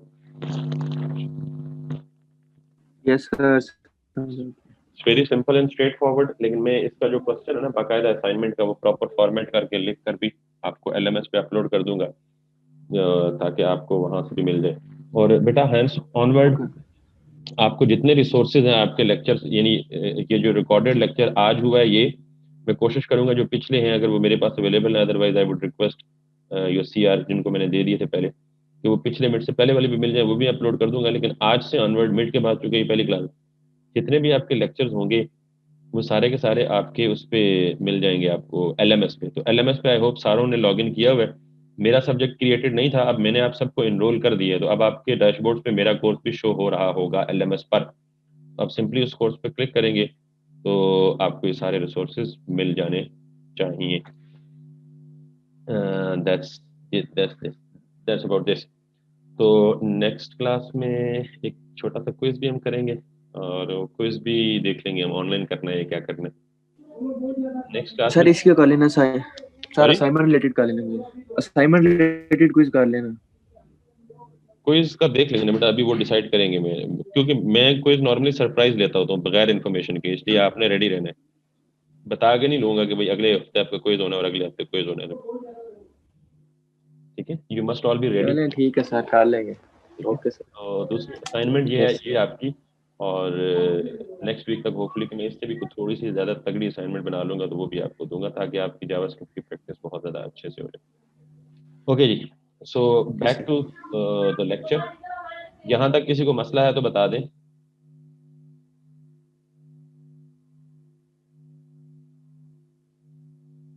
किसी को प्रॉब्लम नहीं है? No sir. Okay, now we have left with 4 minutes. तो नेक्स्ट सेशन में हम एक नया टॉपिक अरेज वाला शुरू करेंगे। मतलब अरेज वाला नया टॉपिक जावास्क्रिप्ट में, वैसे जो आपने अरेज पढ़ी है कॉन्सेप्ट एग्जैक्टली वही है।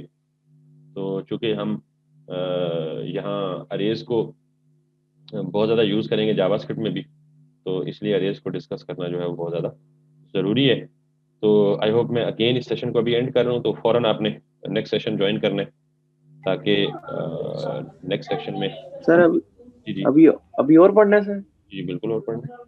अभी तो क्लास के सर आज के लिए बहुत है सर, बस अटेंडेंस कर लें सर, बेटा ये ज्यादा हो जाएगा। नहीं, बहुत ज़्यादा। सारे रिकॉर्डिंग आपके पास पड़ी हुई, क्लास का टाइम तो एटलीस्ट पूरा करें ना। अभी तक आधा घंटा रहता है, आधा घंटे पहले कैसे छोड़ दें? प्रैक्टिस करेंगे सर। प्रैक्टिस मैं करवाऊंगा आपको, टेंशन ना लें। एडी कोई ओके चीज़ तो मैंने बताई नहीं है आपको जो, ठीक है? तो आपने सेशन को रीज्वाइन करना है फौरन से। आपकी अटेंडेंस दोबारा होगी और मैं लाइव एलएमएस पे लूंगा, तो जो मिस हुए तो फिर देख लीजिएगा आपकी अटेंडेंस, आप उसके रिस्पॉन्सिबल होंगे।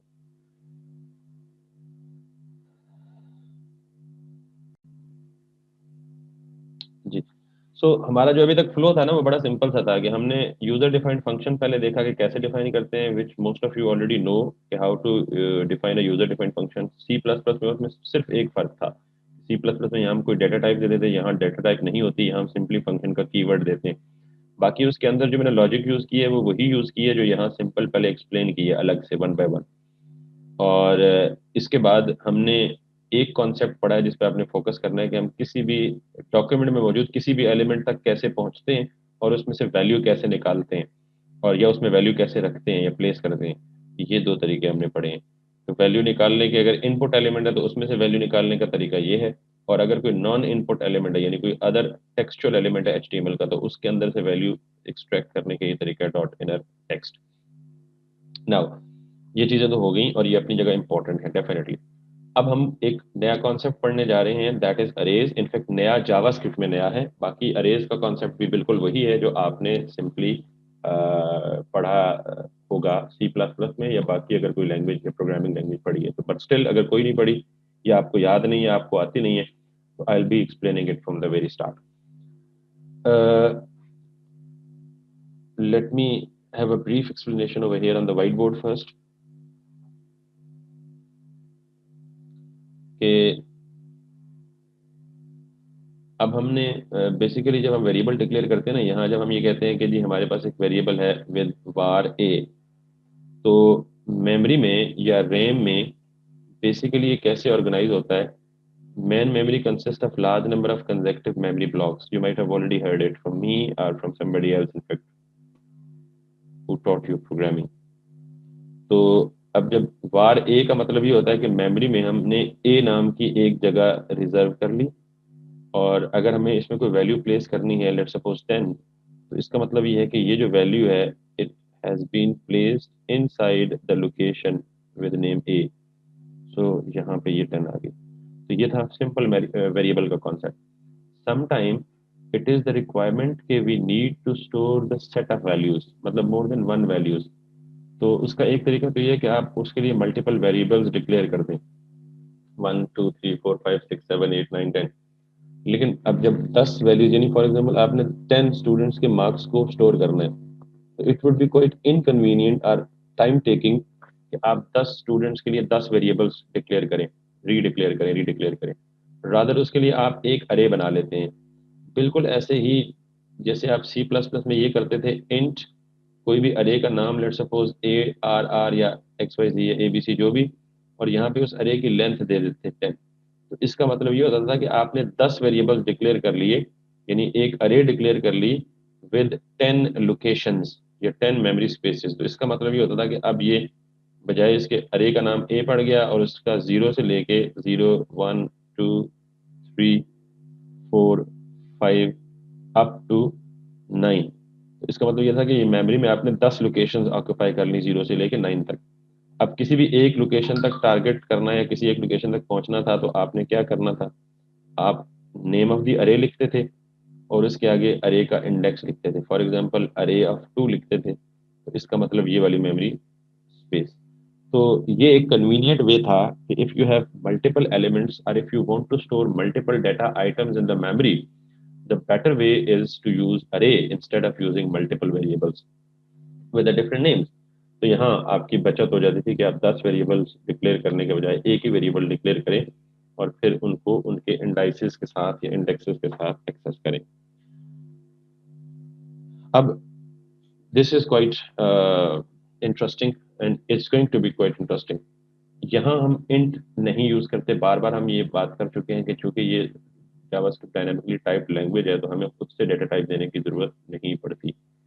तो उसके लिए हम क्या करते हैं, व्हाट इज द वे और what is the alternate way in fact. बेटा 1 मिनट होल्ड करेंगे जरा प्लीज, यू डोंट नो। अस्सलाम वालेकुम जी, जी अस्सलाम वालेकुम सर। जी सर।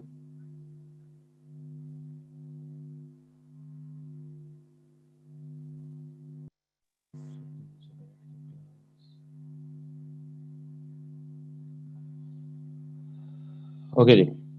सो हम जो जावास्क्रिप्ट में अरे को डिक्लेयर करते हैं और उसका तरीके 2-3 तरीके हैं। पहला तरीका तो ये है कि आप सिंपली अरे का कोई नाम दे दें, फॉर एग्जांपल नम, राइट। और अब इस नम के आगे आप यहाँ स्क्वायर ब्रैकेट्स लिख दें और स्क्वायर ब्रैकेट में जो भी डाटा आप अरे में प्लेस करना चाहते हैं वो कॉमा सेपरेशन के साथ दे दें। For example if you want to store the data of 10 students तो you can give it like that. और अगर आप इसको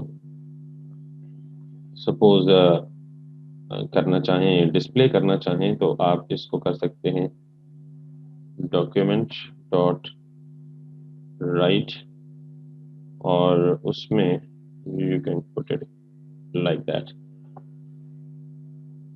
अब अगर मैं इसको यहाँ रिफ्रेश करूँगा तो जो अरे का डाटा है वो एज इट इज़ यहाँ डिस्प्ले हो जाएगा। लेकिन इम्पोर्टेंटली अगर आप इसे बजाय पूरी अरे के सिंपली कोई एक एलिमेंट डिस्प्ले कराना चाहें तो आप यू भी कर सकते हैं। लाइक 58 मैंने num of 3 किया। num of 3 का मतलब अरे हमेशा 0 बेस्ड इंडेक्सिंग उठाती है, तो ये 0, ये 1, ये 2 एंड ये 3। उसने 58 दिया तो 58 का मतलब उसने इस इंडेक्स में से ये वैल्यू उठा के स्क्रीन पे डिस्प्ले करा दी। So that is the concept of an array. मतलब ये एक तरीका है अरे को डिक्लेयर करने का या अरे को यूज करने का। Now there is an another way and that is आप सिंपली इसे न्यू करें और ये तरीका या ये कन्वेंशन भी जो है वो आप लगा सकते हैं, चला सकते हैं और आप इसके अंदर जो है वो वैल्यू प्लेस कर दें। अब अगेन इसमें भी एक दो चीज़ें हैं कि अगर आपकी जो अरे है दैट इज ओके, चूंकि अब वो 0 1 2 3 इंडेक्स है ही नहीं, तो that's why it is saying कि ये अनडिफाइंड है। So it should now give me a 56 value. So this is the second way of initializing an array. आपने सिंपली नम ये एक वेरिएबल क्रिएट किया और उसमें आपने न्यू अरे यानी न्यू का कीवर्ड इस्तेमाल करके एक अरे डिफाइन कर ली और उसमें आपने numeric values they the.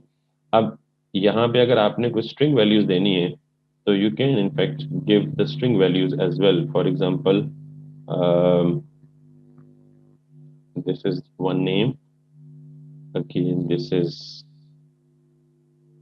Ali, this is any name, Junaid or something. Once again undefined because मैं थर्ड इंडेक्स की वैल्यू प्रिंट कर रहा हूँ तो थर्ड इंडेक्स है ही नहीं, 0 1 and 2। तो what if I give first index, it would give me a value like Ali. So this is the concept of an array. इसी तरह आप कैरेक्टर अरे बनाएं, इंटीजर अरे बनाएं या फ्लोट वैल्यूज दें या बीच में स्ट्रिंग वैल्यूज दें, तो अरे one of these two possible ways. This way which I used earlier is comparatively a simpler way, the shortcut and bit easier। तो ये अरे आप अगर करेंगे तो it would still work। ये जो अली है वहां से आए। सो ये हमारी अरे का कॉन्सेप्ट है। There are now so many methods and so many functions, built-in functions that can be applied on array। For example, यहाँ अगर मुझे इसकी लेंथ कैलकुलेट करनी है तो मैं num डॉट लेंथ करूंगा तो 1 2 3 जितने अरे में एलिमेंट्स होंगे वो उतनी लेंथ रिटर्न करेगा, यानी इस अरे में 3 एलिमेंट्स हैं। अगर मैं यहाँ पे कुछ मजीद दे दूंगा, let's suppose anything ABC, it would calculate the length of an array and it would display it accordingly. So this is the concept of an array. These are the basics of an array. So अब मैं इस अरे को जरा एक practical use आपको बता दूं।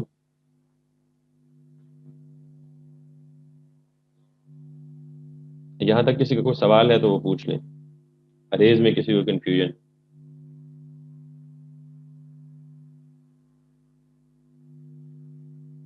अरे की केस स्टडी जो है कि अरे को कैसे यूज करना है, कहाँ यूज करना है और कहाँ इनको यूज किया जाना चाहिए, उनके लिए मैं अभी एक केस स्टडी आपसे शेयर करता हूँ कि how are the arrays useful to be used.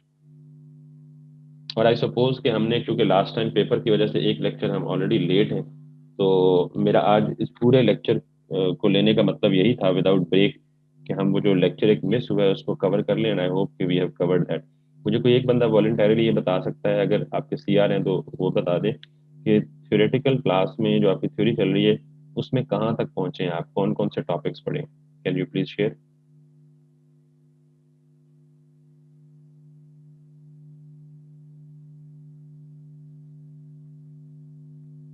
CR नहीं है तो कोई और? Anyone else?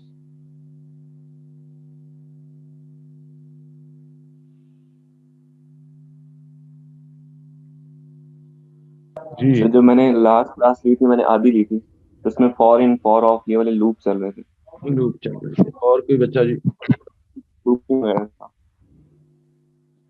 सॉरी, और कौन है? सिर्फ एक टॉपिक बताया आपने, लूप। लूप इसका मतलब पढ़ ली है, और क्या पढ़ा है आपने?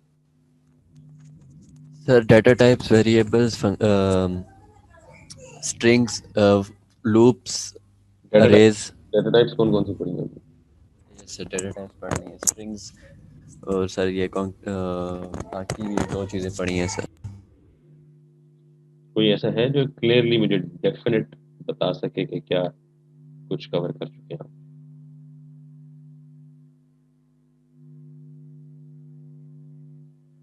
ये जितना कुछ आप बता रहे हैं उतना कुछ तो हम पढ़ चुके हैं बगैर सिवाय लूप्स के। इसका मतलब हम साथ पहुंच चुके हैं।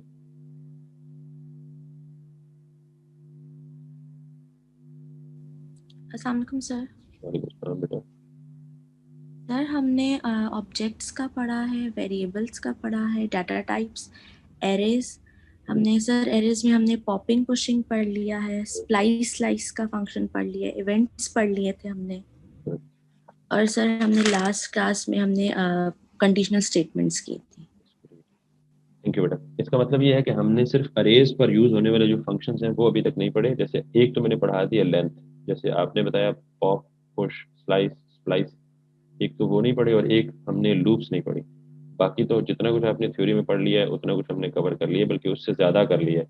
कैसे एलिमेंट्स को गेट करते हैं, कैसे कोई प्रैक्टिकल लाइव एप्लीकेशन बनाते हैं, समथिंग इनपुट की वैल्यू गेट करना हो, कुछ ये चीज़ें हमने एडिशनल भी पढ़ ली। तो आखिरी टॉपिक हम लूप्स का पढ़ लेते हैं, क्योंकि लूप्स मोस्टली पहले भी पढ़ी होती हैं तो ये रिवीजन ही हो जाएगी आपकी। और लूप्स को हम पढ़ते हैं with this using loops with an array, क्योंकि नॉर्मली जब भी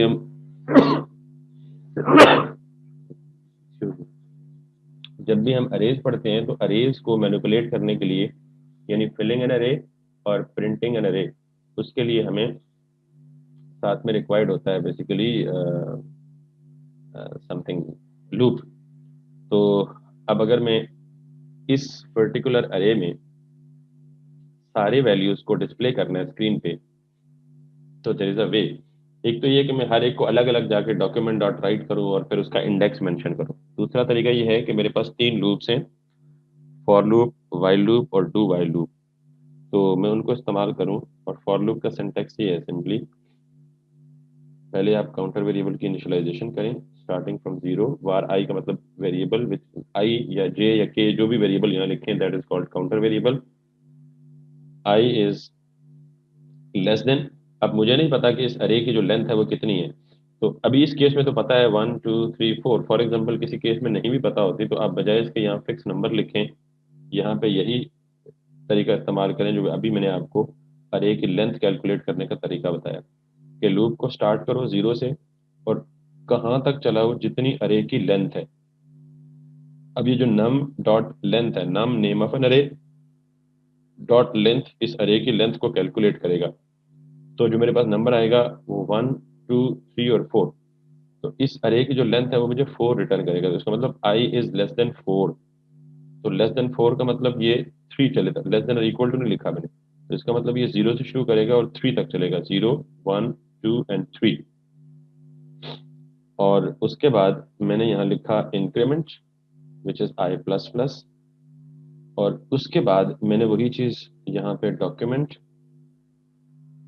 डॉट राइट, और इसके अंदर मैं क्या लिख सकता हूँ, अरे, क्योंकि मुझे अरे के कंटेंट्स को डिस्प्ले करना है तो अरे नाम क्या है, num नम, और इसका इंडेक्स लिखना है। तो इंडेक्स जाहिर है पहली दफ़ा जब लूप चलेगी तो i की वैल्यू 0 होगी, दूसरी दफ़ा जब लूप चलेगी तो i की वैल्यू 1 होगी। तो इसका मतलब 0 से लेके 3 तक ये इंडेक्स ही होंगे अरे के। तो हम i को यहाँ अगर लिख दें तो फर्स्ट टाइम जब लूप चलेगी तो i की वैल्यू 0, नम ऑफ 0 में जो वैल्यू पड़ी है which in this case is Hasan. जब लूप सेकंड टाइम चलेगी तो i की वैल्यू होगी 1 और नम ऑफ 1 में पड़ा हुआ है अली। जब लूप थर्ड टाइम चलेगी तो नम की जगह वैल्यू आ जाएगी 2, तो नम ऑफ 2 में Junaid. And the fourth time loop चलेगी तो i की वैल्यू होगी 3, नम ऑफ 3 में पड़ा होगा 0 1 2 3, नम ऑफ 3 में पड़ा होगा खान, और हमारी लूप टर्मिनेट हो जाएगी। So let's check its output. तो उसने वो सारे आउटपुट्स में हमें दे दिए हसन, अली, जुनेद एंड खान, ये सारे के सारे नाम जो कि हमारी अरे में मौजूद थे। उसने लूप के ज़रिए उस अरे को आइट्रेट किया और अरे को आइट्रेट करके हमें हमारे डिजायर्ड एलिमेंट्स जो हैं वो रिटर्न कर दिए। सो यहाँ तक किसी का क्वेश्चन अरेज में?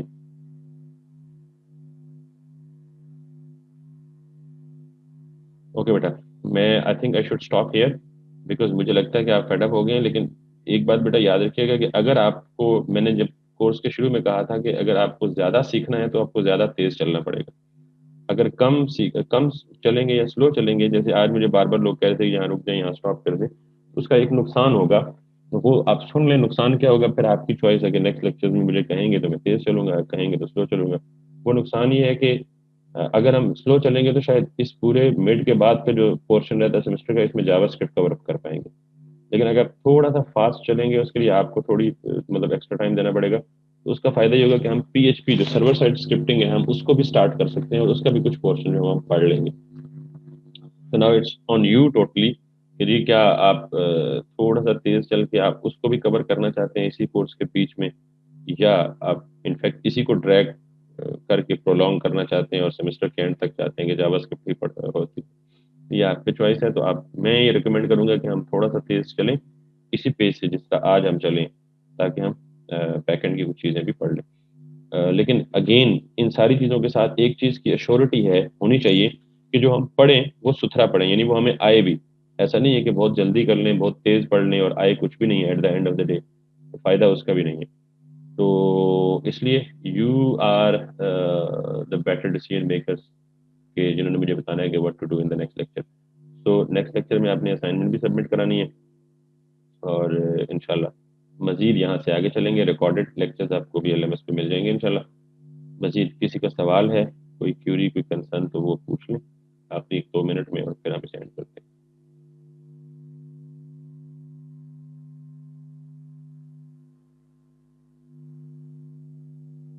Any query, question from any side?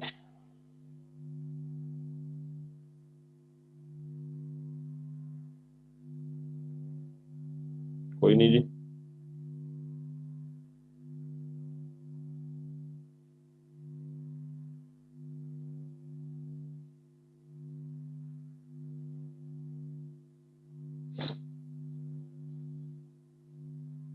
Okay बेटा, फिर thank you from my side. किसी को कोई सवाल नहीं है तो दैट्स, आई होप कि everything is good from my side.